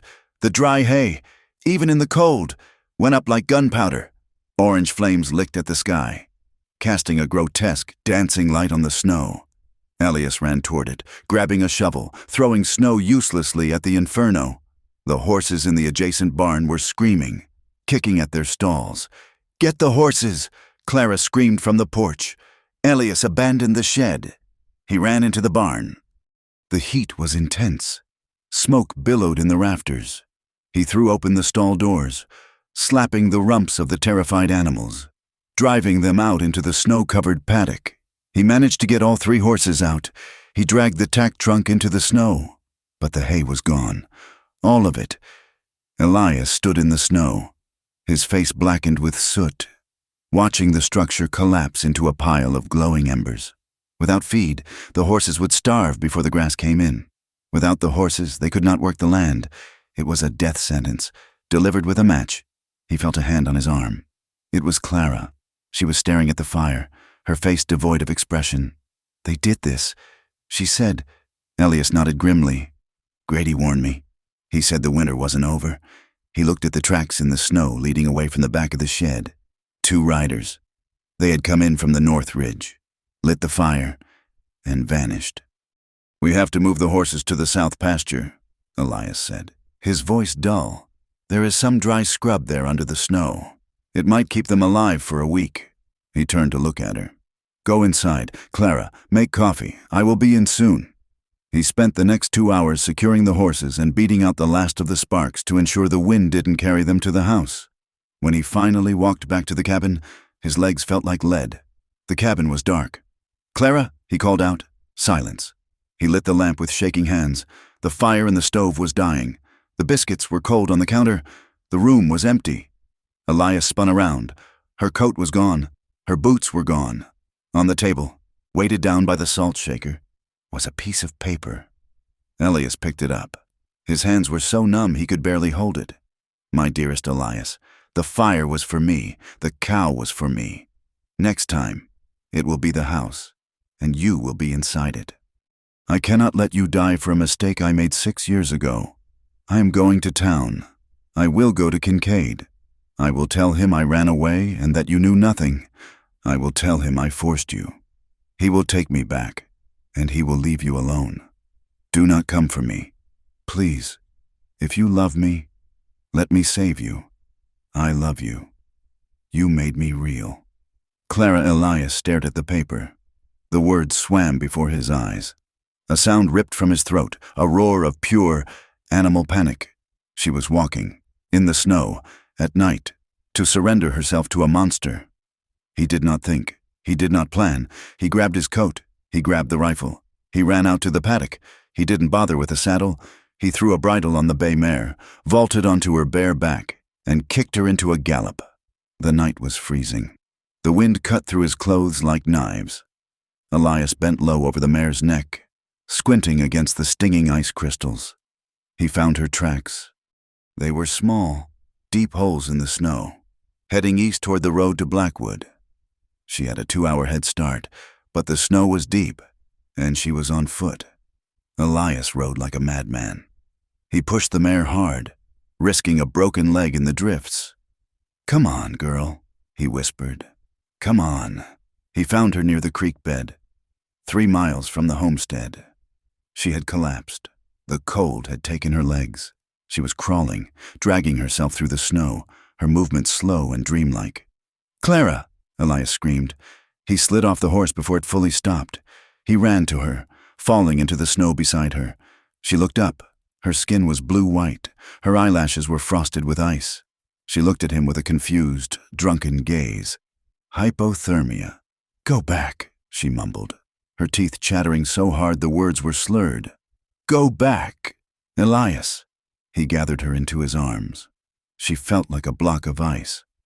"You stupid, stubborn woman," he sobbed, pulling her against his chest, trying to transfer his heat to her. "You think this is saving me? You think I can live without you? I have to pay the debt," she whispered. "There is no debt." Elias shouted into the wind. He ripped off his heavy coat and wrapped it around her, ignoring the biting cold that immediately attacked his shirt sleeves. He lifted her. She was dead weight. "I need you," he yelled, his voice breaking. "I don't need the land. I don't need the cows. I need you. You are my heart. Clara, if you go, I am dead anyway." He managed to heave her onto the horse. He climbed up behind her, wrapping his arms around her, sandwiching her between his body and the horse's warm neck. "Stay awake, Clara," he commanded. "Talk to me. Tell me about the blue ribbon. Tell me anything. Blue ribbon." She mumbled, "Pretty."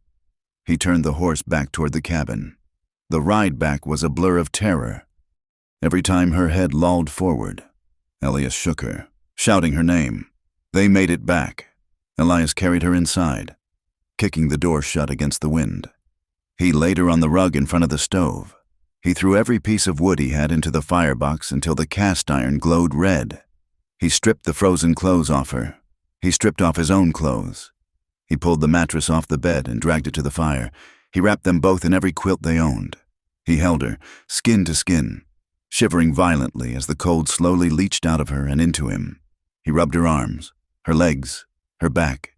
He kissed her frozen face. "Please," he prayed. "Please, God, I will never ask for anything else. Just this." It took an hour. Slowly, the color began to return to her cheeks. She stopped shaking. Her breathing deepened. She opened her eyes. They were clear. "Elias?" she croaked. "I am here." He wept. "I am here." "Why did you come?" "Because I am selfish," he whispered, stroking her hair. "Because I cannot be the man I want to be without you." She buried her face in his chest and began to cry. Morning brought a cold, hard clarity. Elias sat at the table, cleaning his rifle. Clara was wrapped in a blanket, drinking hot water. They had no coffee. "We cannot stay here," Elias said. His voice was steady. Clara looked up. "He will burn the house next." "Yeah, so we leave? We go to Oregon?" "No," Elias said. He looked at the map he had spread out on the table. "If we run, we are fugitives. Kincaid will send men after us. He will put a bounty on you as a thief. We will never stop looking over our shoulders. Then what? We go to Cheyenne." Elias said. He pointed to a spot on the map. "It is 70 miles south, through the pass. Cheyenne. That is where the Territorial District Court is. That is where the U.S. Marshal's office is. Judge Holloway is Kincaid's man. Sheriff Grady is Kincaid's man. But the federal judges in Cheyenne, they are not." "We take the evidence?" Clara asked. "We take everything. We take the letters Holt wrote. We take your testimony. We go to the governor if we have to. We force them to listen. It is 70 miles. "Elias," Clara said softly, "in the snow, with no feed for the horses, we can take the strongest horse. We pack light. It will take us 4 days, maybe 5. It is suicide," she said. "Staying here is suicide," Elias countered. "Staying here is waiting to be slaughtered. Out there, at least we are moving. At least we are fighting." He looked at her. "I am done hiding. Clara, I am done apologizing. I want my life back. I want our life." Clara stood up. She walked to the window and looked out at the blackened ruins of the hay shed. She looked at the white expanse of the prairie. A deadly, beautiful, indifferent ocean. She turned back to him. Her jaw was set. "When do we leave?" "Now," Elias said, "before the snow starts again." They packed in silence. A bag of dried meat, the last of the flour, a pot, the rifle, the Bible. They saddled the bay mare. They turned the other 2 horses loose, hoping they would find shelter in the canyon. Elias helped Clara up into the saddle. He would walk, leading the horse, to save the animal's strength. He took one last look at the cabin, the half-finished siding, the smoke curling from the chimney. It was the only home he had ever known. He turned his back on it. "Ready?" he asked, looking up at Clara. She gripped the pommel. Her eyes were terrified, but she nodded. "Ready!" Elias took the reins. He stepped forward into the snow, breaking the trail. They headed south, into the teeth of the wind, leaving the safety of the known for a justice that might not exist. Cheyenne was not a town. It was a machine made of brick, iron and noise. To Elias and Clara, who had spent months listening to nothing but the wind and the coyotes. The territorial capital was an assault on the senses. The air smelled of coal smoke, unwashed bodies, and the copper tang of money changing hands. They arrived ragged, their horses gaunt, their faces burned by the wind and snow. The city bustled around them, indifferent to their survival.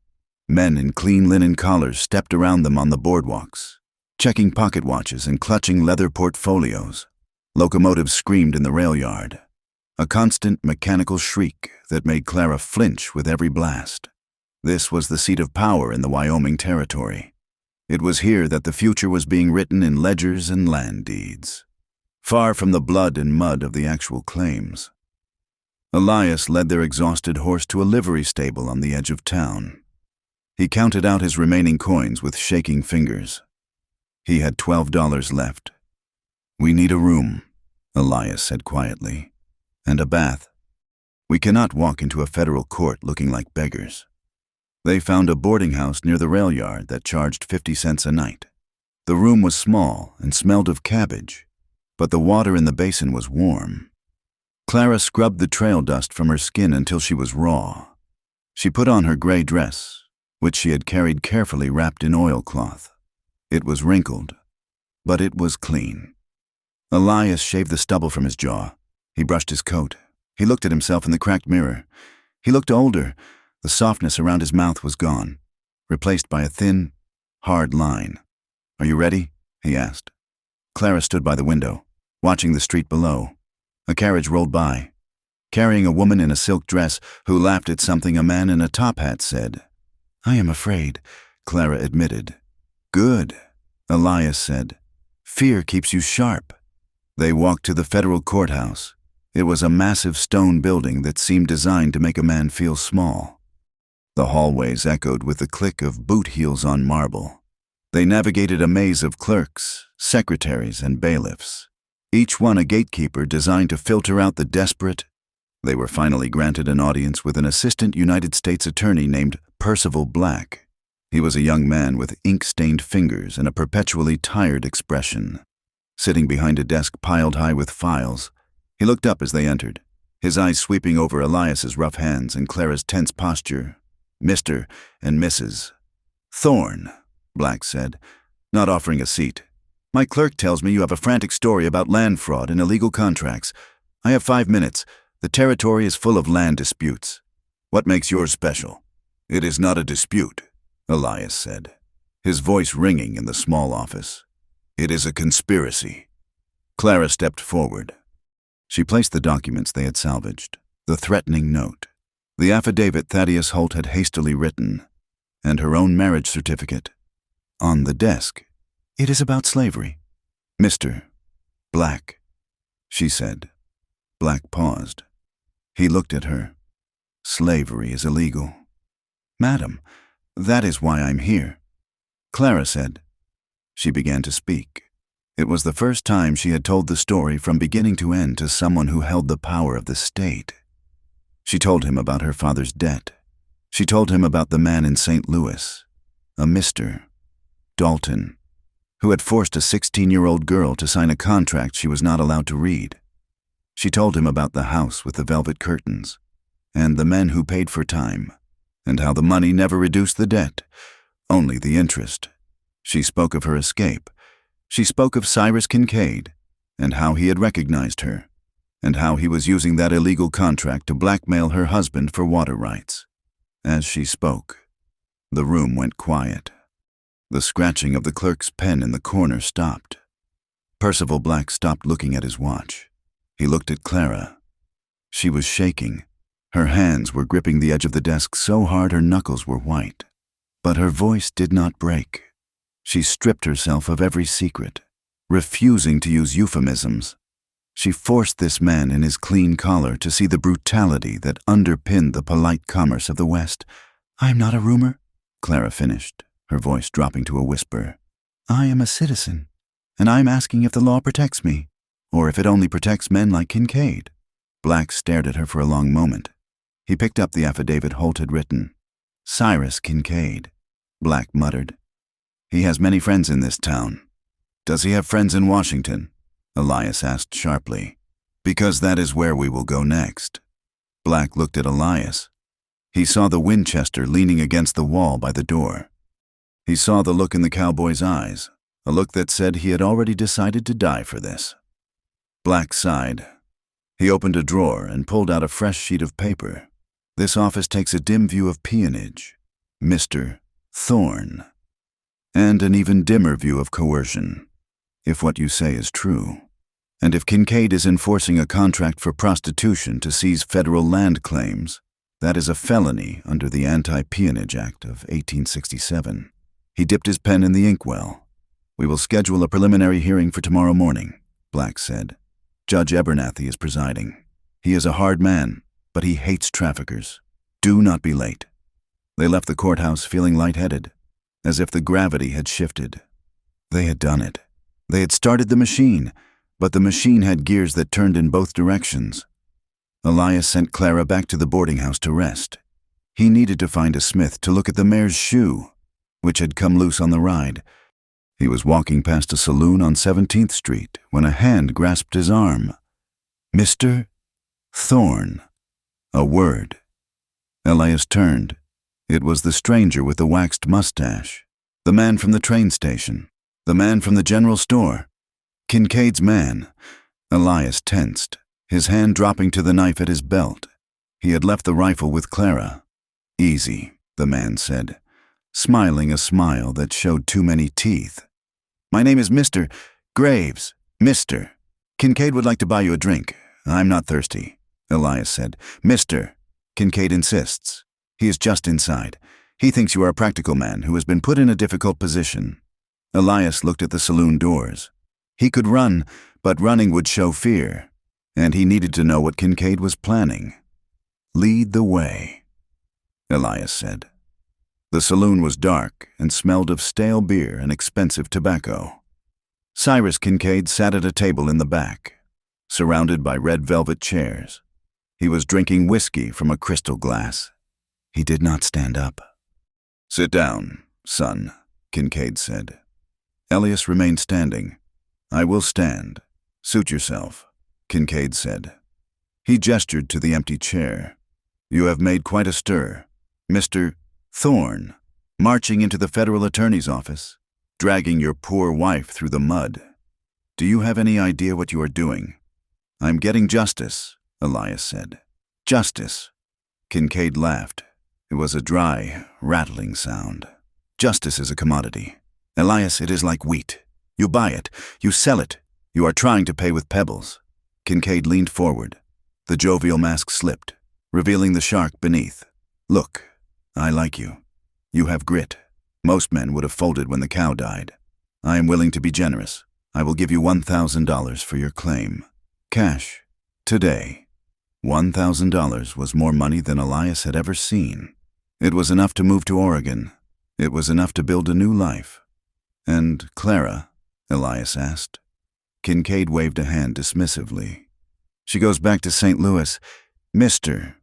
Dalton has a legal claim, but with $1,000, you can buy yourself a new wife, a clean one without so much baggage. Elias looked at the man. He looked at the clean suit, the manicured fingernails, the crystal glass. He thought of Clara crawling through the snow, begging him to save himself. He thought of the way she had looked in the tub, the scars on her soul that were just beginning to heal. You think you can buy her, Elias said softly. You think she is a thing. She is a thing. Kincaid said cold. She is an asset, and she is a depreciating one. Be smart. Boy, take the money. Walk away. Elias placed his hands on the table. He leaned down until his face was inches from Kincaid's.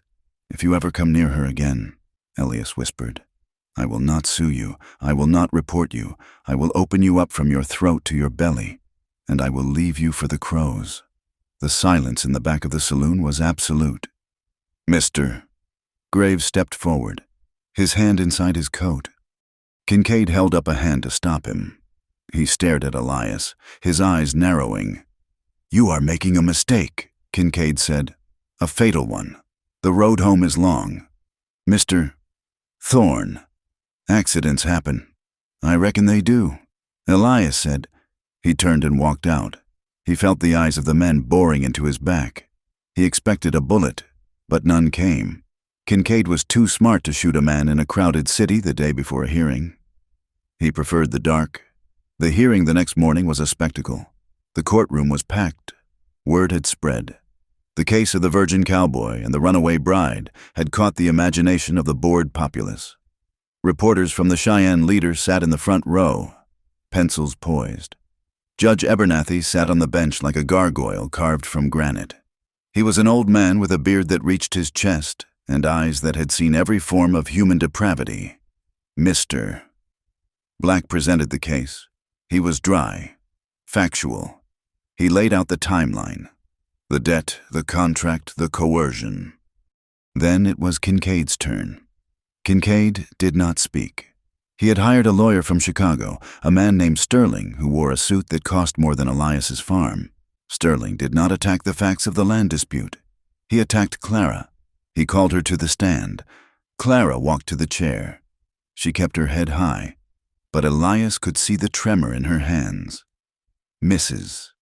Thorne, Sterling began, his voice dripping with false sympathy. Is it true that you worked at the Gilded Lily in St. Louis for 3 years? Yes, Clara said. And what was the nature of your employment? I was held against my will. Clara said, Come now. Sterling smiled. Did you not receive room and board? Did you not receive gifts from gentlemen? I received abuse. Clara said. Sterling turned to the gallery. This woman is a known prostitute. She fled St. Louis to avoid arrest for theft. She entrapped this naive rancher into a marriage to hide from her crimes. She is immoral. She is a liar. And now she wants the federal government to break a valid contract because she is tired of her bargain. He turned back to Clara. You are a woman of loose morals, are you not? You used your body to secure this man, just as you used it to secure money in St. Louis. Objection, Black shouted. But the damage was done. The gallery buzzed. Women whispered behind their fans. Men smirked.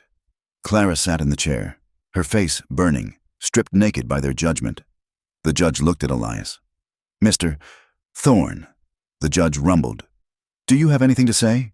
Elias stood up. His legs felt heavy. He looked at Clara. She was looking at her lap, defeated. She believed the lie because she had heard it so many times. Elias walked to the front of the room. He did not go to the witness stand. He stood in the well of the court, facing the judge. Your Honor, Elias said. His voice was not loud, but it carried to the back of the room. This lawyer says my wife trapped me. He says she used her body to buy me. Elias took a deep breath. He looked at the reporters. He looked at Kincaid, who was smirking in the back row. I want the court to know the truth, Elias said. When my wife arrived in October, she asked me if I wanted to sleep with her. She thought it was her duty. She thought it was the price of the ticket. He paused. I told her no. I told her I did not know how. A titter of laughter ran through the room. Elias did not flinch. I am 26 years old, Elias continued, his voice rising. And I am a virgin? The laughter died instantly. Shock replaced it. In the West, a man admitting such a thing was unheard of. It was social suicide. I have never touched a woman until I met Clara. Elias said, I did not marry her for her body. I married her because I was lonely and I wanted a partner. And she did not trap me. She saved me. He turned to look at Clara. She was looking at him, tears streaming down her face. She had never looked so beautiful. She told me her story the first week, Elias said. She hid nothing. She is the bravest person I know. And if decency is a crime in this court, then lock me up. But do not call her immoral. She has more honor in her little finger than that man has in his whole body. He pointed a shaking finger at Kincaid. The room was silent. Even the judge looked stunned. Elias Thorne had stripped away his own masculine pride to shield his wife. It was an act of sacrificial love that no one in that room could misunderstand. Judge Abernathy cleared his throat. He looked at Sterling. He looked at Kincaid. The court finds, the judge said gruffly, that the contract held by Mr. Dalton violates the 13th Amendment of the Constitution. It is void. Furthermore, this court issues a temporary injunction against the Kincaid Cattle Company. You are to stay off the Thorn claim, and you are to cease all harassment, or I will send the marshals to burn your operation to the ground." He slammed his gavel. Case closed. The victory was sweet, but it was brief. As they walked out of the courthouse, clutching the paper that declared them safe, Percival Black caught up to them. "Do not celebrate yet," Black warned. "Kincaid has left the building." He looked unhappy. "We have the injunction," Elias said. "Paper burns." Black said, "Watch your back, Mr. Thorn. It is a long way to Blackwood." They left Cheyenne an hour later. They did not wait for morning. The city felt dangerous now, like a trap waiting to spring. They rode the bay mare, taking turns walking. They headed north, avoiding the main road, sticking to the draws and the timber lines. The first 2 days were quiet, but on the third day, as they entered the broken hills 50 miles from home, they saw the dust. Riders, 4 of them, moving fast. "They are tracking us," Elias said. He watched them through his spyglass. It was Graves and the deputies. They were not wearing badges. They were wearing dusters. This wasn't an arrest. It was a hit. "We have to lose them in the canyon," Elias said. They rode hard. The mare was tired. Stumbling on the scree, they scrambled up a narrow game trail, hiding in a cluster of boulders as the riders thundered past below on the valley floor. They spent the night huddled in a shallow cave, shivering without a fire. They dared not light one. "They have to stop for water," Clara whispered. She was cleaning the rifle. "We are almost there," Elias said. "One more day." That night, lying in the dirt, Elias held her. "You were wonderful today," Clara whispered. "What you said about being a virgin, they will laugh at you. Let them laugh." Elias said, "I don't care what they think. I only care what you think. I think you are a real man." She said. They made it to the Blackwood Valley the next afternoon, but as they crested the final ridge, looking down at their homestead, their hearts stopped. There were men at the cabin. Not 2 or 3, a dozen. They were building a corral. They were moving cattle onto the south pasture, Elias's pasture, and sitting on the porch of Elias's cabin, his boots propped up on the railing, was Cyrus Kincaid. He had ignored the injunction. He had moved in. He has the sheriff with him, Elias said, lowering the glass. And the mayor, he has bought the town. Clara said, "The paper means nothing here." Elias looked at the document in his pocket. It was a federal order. It was the law. But out here, the law was just ink. The reality was the Winchester in his scabbard and the man sitting on his porch. "We cannot go down there," Clara said. "They will kill you." Elias looked at his house. He looked at the land he had bled for.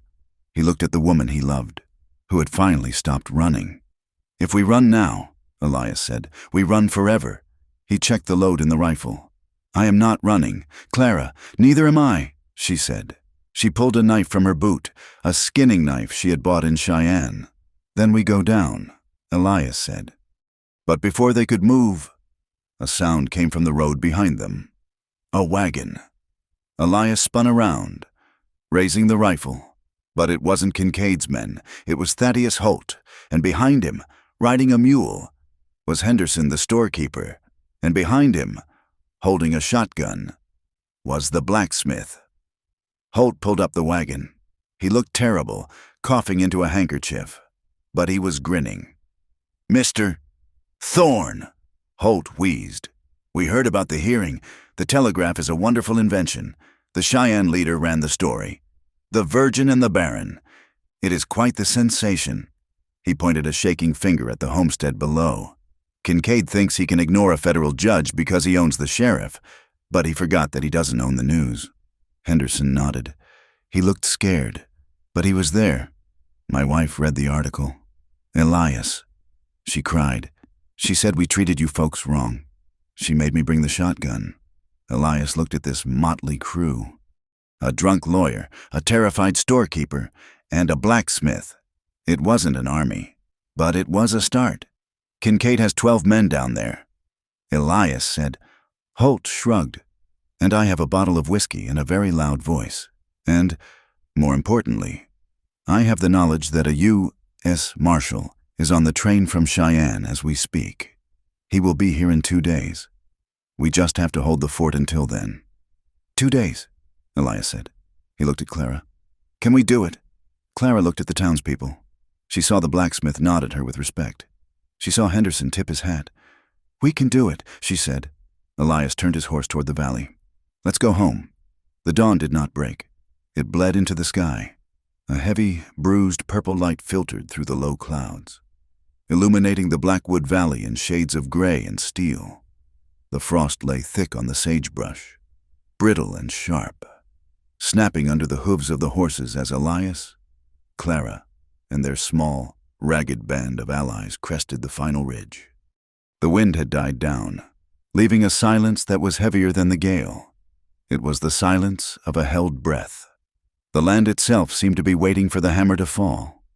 Below them, the homestead looked like a stranger's face. The corral Elias had built with his own hands was full of cattle branded with the Kincaid K. Smoke curled lazily from the chimney of the cabin where Elias and Clara had first slept in the same bed, separated by fear and a quilt.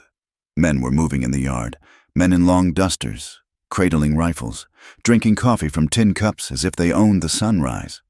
Elias sat on the bay mare, his hand resting on the stock of his Winchester. Beside him, Thaddeus Holt wiped his spectacles with a trembling handkerchief. The lawyer looked frail, his coat too large for his consumptive frame, but his jaw was set. Henderson, the storekeeper, gripped the reins of his mule so tight his knuckles were white. Smith, the blacksmith, checked the loads in his double-barreled shotgun with a grim, metallic click. And Clara, she sat tall in the saddle, wearing Elias's spare coat. Her face was pale, scrubbed clean of the trail dust, but her eyes were dry. She was looking at the cabin not with nostalgia, but with the cold calculation of a general surveying a battlefield. She had spent years being a victim. Today, she was a combatant. "They know we are coming," Elias said softly. Holt nodded, coughing into his sleeve. "Kincaid is arrogant, but he is not blind. He will have sentries." "We go in slow," Elias commanded. "No guns drawn until I say. We have the law. Let us try to use it before the lead starts flying." They nudged their mounts forward, descending the slope. The hooves crunched in the frozen mud. As they reached the valley floor, the activity in the yard stopped. The men in dusters turned, their hands drifting to their hips. The door of the cabin opened, and Sheriff Grady stepped out, followed by Cyrus Kincaid. Kincaid was wearing a heavy fur coat. He held a cigar in one hand and a coffee cup in the other. He watched their approach with a look of mild amusement, as if they were a traveling circus come to entertain him. Elias halted the mare 20 yards from the porch. The distance was close enough to speak, but far enough to miss with a pistol if one's hand was shaking. "Morning," Elias called out. His voice was steady, carried by the cold air. "Morning," Kincaid replied. "You are trespassing, Mr. Thorne. This land is under management pending a legal review. This land is mine," Elias said, "and I have a federal injunction signed by Judge Abernethy in Cheyenne ordering you to vacate immediately." He pulled the paper from his pocket. It fluttered in the breeze, a fragile white flag of order in a world ruled by force. Kincaid laughed. He took a sip of coffee. "I don't see a judge. I don't see a marshal. I just see a boy who doesn't know when to quit, a whore who doesn't know her place, and 3 town fools who are about to lose their livelihoods." "Sheriff," Kincaid nodded to Grady, "arrest these people for trespassing and disturbing the peace." Grady stepped forward, his hand on his revolver. His face was red, sweating despite the chill. "Elias, go home. Don't make me do this. You are the one making choices."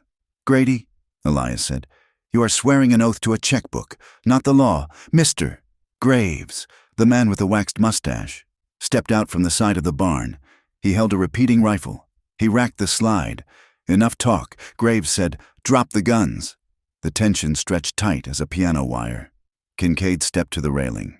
He looked at Elias, a sneer curling his lip. "You know, the boys had a good laugh reading the paper. Elias, the virgin cowboy, is that right? 26 years old and you have never bedded a woman?" The men in the yard snickered. It was a low, ugly sound. Kincaid continued, his voice dripping with mock pity. It makes sense, I suppose. A man who cannot hold his land likely cannot hold a woman either. Tell me, does she laugh at you? Does she compare you to the men in St. Louis? I hear she had quite the roster.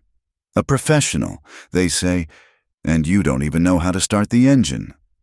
Elias felt the heat rise in his neck, the old shame trying to claw its way up. He gripped the saddle horn. He wanted to scream. He wanted to kill, but then he looked at Clara. She was not looking down. She was looking at Kincaid. Elias took a deep breath. He let the shame wash over him and drain away into the frozen ground. I may not have experience. Mr. Kincaid, Elias said, his voice cutting through the snickers. But I know that a man who buys people is not a man at all. He is just a wallet with a mouth. Kincaid's smile vanished. Clara nudged her horse forward, moving past Elias. She stopped 10 feet from the porch. She looked small against the backdrop of the rough men, but she sat like a queen. You call me a whore, Cyrus, she said. Her voice was not loud, but it silenced the yard. You call me a whore because it makes it easy for you to steal from us. If I am dirt, then you can walk on me. She pointed a gloved finger at him. But I am not dirt, and I was not a whore. I was a slave, and you were a partner. I saw the ledgers in St. Louis. I saw your name, Kincaid. You didn't just know Dalton. You financed him. You paid for the trains that carried girls like cattle. The revelation hit the yard like a physical blow. The hired guns shifted their feet. Being a hired gun was one thing. Being a part of a slaving ring was something that even hard men in the West found distasteful. Shut up, Kincaid snarled. Graves, shut her up. Graves raised the rifle. No, Elias shouted. He spurred the mare, driving her between Clara and the gun. Graves fired. The crack of the rifle shattered the morning. The bullet whistled past Elias's ear and struck the saddlebag of Henderson's mule. The mule panic-kicked, throwing Henderson into the mud. Chaos erupted. Smith, the blacksmith, did not hesitate. He raised his shotgun and fired both barrels at the barn. The buckshot tore into the wood, sending splinters flying and forcing Graves to dive for cover. Get down, Elias roared, grabbing Clara's reins and pulling her horse behind the water trough. The yard dissolved into a cacophony of shouting and gunfire. Kincaid's men fired from behind the wagons. Elias's group scrambled for cover behind the stone well and the heavy oak trough. Elias pulled his Winchester. He wasn't thinking about fear anymore. He was thinking about angles. He was thinking about survival. He popped up, fired a shot at a man trying to flank them near the coop, and ducked back down as wood chips exploded near his face. "We are pinned!" Holt shouted. He was crouching behind the trough, clutching a pistol he clearly didn't know how to use. "We just need to hold them off," Elias yelled. "The marshal is coming. If we live that long," Smith yelled back, reloading his shotgun with shaking hands. The firefight was ugly and desperate. It wasn't a heroic duel. It was loud, confusing, and terrifying. Bullets slapped into the mud. Horses screamed. From the porch, Kincaid was shouting orders. "Burn them out! Throw a torch!" Graves emerged from the barn, a lit torch in his hand. He wound up to throw it at the dry winter grass near the trough where Elias and Clara were huddled. Elias leveled his rifle. He took a breath. He aimed not for the man, but for the arm. He fired. Graves screamed, dropping the torch. He clutched his shoulder, falling back into the snow. But the torch had fallen in a patch of oil-soaked straw near the barn door. The fire caught instantly. The barn, dry as tinder, began to smoke. "Stop!" Elias shouted. "The animals!" But the fire didn't care. It raced up the wall, fed by the wind. In the confusion, Thaddeus Holt stood up. He didn't have a gun in his hand. He had the injunction. He waved it in the air, a drunken, foolish, brave scarecrow of a man. "Stop!" Holt screamed, his voice cracking.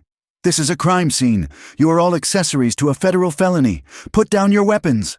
A shot rang out from the cabin window. Holt spun around. A red bloom appeared on his white shirt, just below the collar. He looked surprised. He looked at Elias, his mouth opening to form a legal objection that never came. He crumpled into the snow, the paper still clutched in his hand.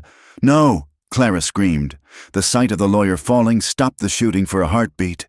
It was one thing to shoot at armed men. It was another to shoot an unarmed man in a suit. Elias felt a cold rage settle in his gut. It was a terrifying clarity. He looked at Kincaid on the porch. Kincaid was smiling. Elias stood up. "Elias, get down!" Clara cried, reaching for his leg. Elias stepped over the trough. He walked into the open. Bullets kicked up snow around him. But he didn't run. He walked with a steady, relentless stride. He pumped the lever of the Winchester. He fired at the window where the shot had come from, shattering the glass. He fired at the porch railing, sending splinters into Kincaid's face. Kincaid scrambled back, tripping over a chair. Elias reached the steps. He dropped the rifle and drew his knife, the heavy Bowie knife he used for dressing elk.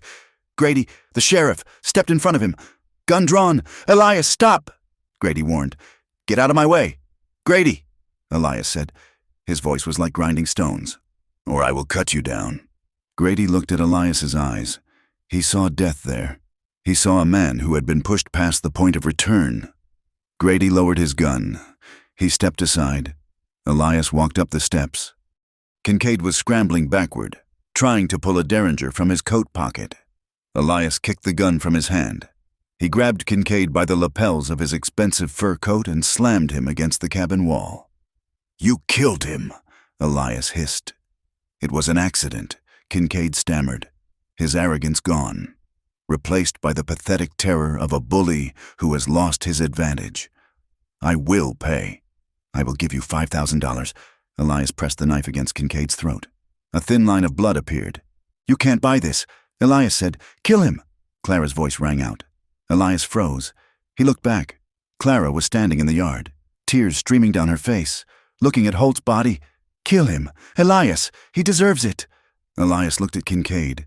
He felt the pulse hammering in the man's throat. It would be so easy. One motion. It would be justice.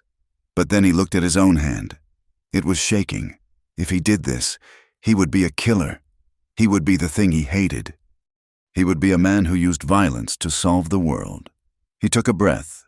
He pulled the knife back. "No," Elias said. He spun Kincaid around and slammed his face into the logs of the cabin wall. Kincaid slumped to the deck, moaning. Elias turned to look at the yard. "I am not you," Elias said to the silent men. And then, a sound cut through the wind. A train whistle, long, mournful, and close.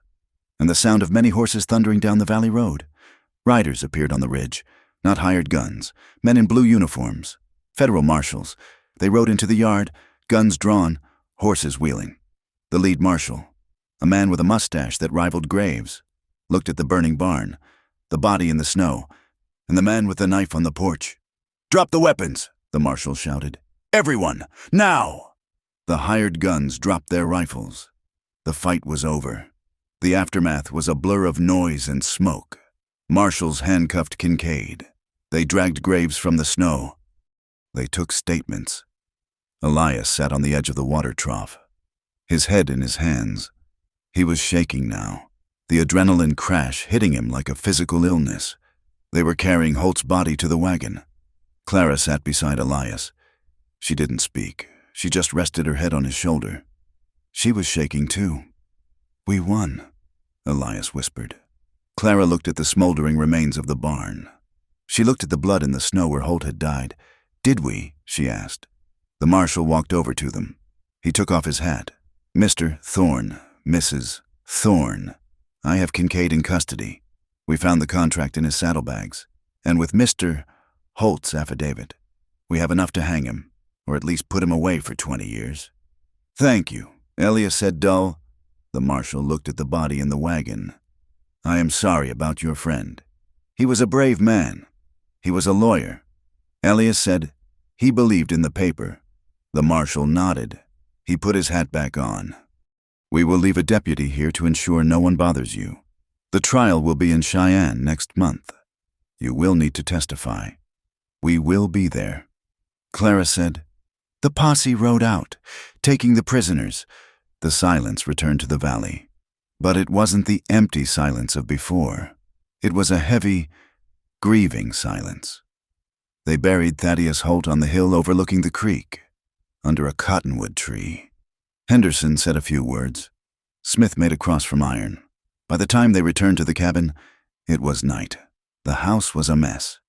Kincaid had lived there for 3 days. There were cigar butts on the floor, mud on the rug, empty whiskey bottles. "It smells like him," Clara said, standing in the doorway. Elias walked to the window and opened it wide, letting the freezing night air rush in. He picked up a bottle and threw it out the door. He stripped the sheets from the bed and threw them into the corner. "We will wash it," he said. "We will scrub it until it is ours again." They worked for an hour in silence, sweeping, scrubbing, reclaiming their space. When they were done, they were exhausted. Elias built up the fire. He barred the door. He turned to look at Clara. She was standing by the stove, wearing her gray dress, her hair loose. She looked older than she had that morning. "Are you all right?" he asked. "No," she said. "I am angry, and I am sad, and I am tired." She walked over to him. She placed her hands on his chest. "But I am here," she said. Elias covered her hands with his own. "You saved me today, Clara. When I had the knife, if you hadn't yelled, I might have done it.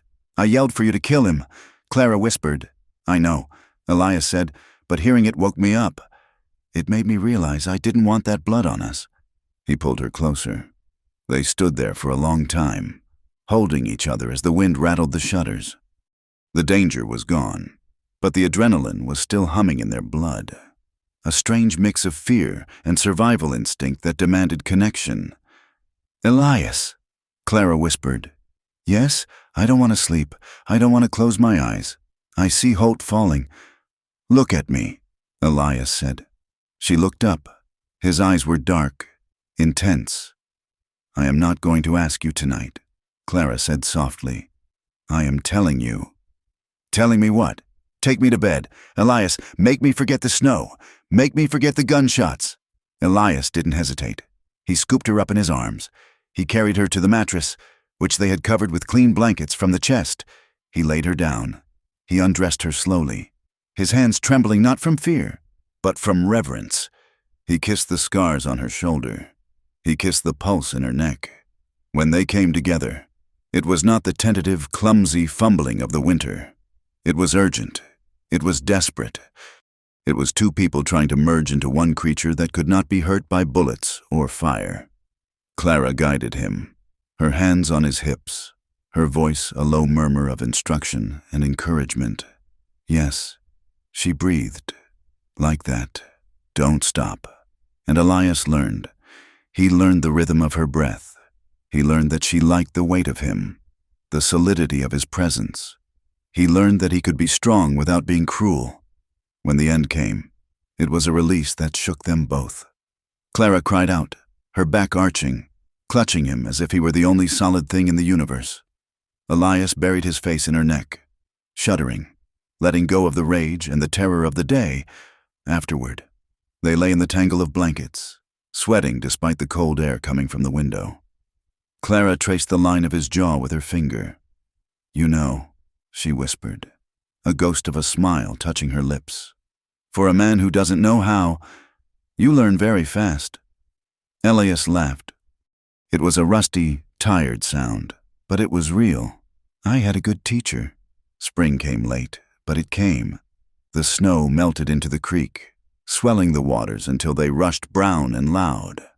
Green shoots of grass pushed up through the black scorch marks where the barn had been. Rebuilding was slow. Elias and Clara worked side by side. They cut timber for a new barn. They repaired the fence. They planted a garden. The town of Blackwood was different now. The prejudice didn't vanish overnight. The church lady still whispered when Clara walked by. But the men touched their hats to Elias. They had seen him walk into gunfire. They respected grit, even if they didn't understand his marriage. Henderson gave them credit at the store without asking. Smith came out on Sundays to help frame the barn. They received a letter from Cheyenne. Kincaid had been sentenced to 20 years in the federal penitentiary. Dalton, the man in St. Louis, was under investigation. It was over. And yet, it wasn't. One evening in May, Elias and Clara sat on the porch. The sun was setting, painting the sky in soft pinks and golds. The air smelled of wet earth and sage. Elias was whittling a piece of cedar. Clara was mending a shirt. Elias? He looked up. Yeah, do you think he has friends? Clara asked. Kincaid, do you think they will come for us? Elias stopped whittling. He looked out at the horizon. The West was big. It was full of men who held grudges and men who could be bought. Maybe, he said honestly. He is a rich man. Rich men have long reaches. Clara put down her sewing. She looked at the Winchester leaning against the doorframe. Are you afraid? She asked. Elias looked at her. He thought about the boy he had been, the one who hid in his house, terrified of the world. Then he thought about the man who had walked up the steps to face a killer. Yes, he said, I am afraid. He reached out and took her hand. His palm was rough, warm, and steady. But I would rather be afraid with you than safe without you. Clara squeezed his hand. She looked at the darkening hills. The coyotes were starting to call, a wild, lonely sound. Me too, she said. The West remained wild. It did not promise safety. It did not promise fairness. It only promised that if you were strong enough, and lucky enough, you could carve out a place to stand. Elias and Clara sat on their porch, watching the stars come out one by one over the endless prairie. They were ready. They had claimed something wilder than the land. They had claimed each other. Thank you so much for listening to this story. It has been a journey through the dust, the snow, and the quiet resilience of the human heart. I would love to know where you are listening from. Please leave a comment below and share your location. It is always fascinating to see how far these stories travel. If you enjoyed the tale of Elias and Clara, please consider subscribing to From Wild West for more stories of survival, romance, and the grit of the American frontier. And finally, I invite you to share your thoughts in English. Did the ending satisfy you? What do you think lies ahead for the couple? Your comments make this storytelling community come alive. Until next time, keep your powder dry and your heart open.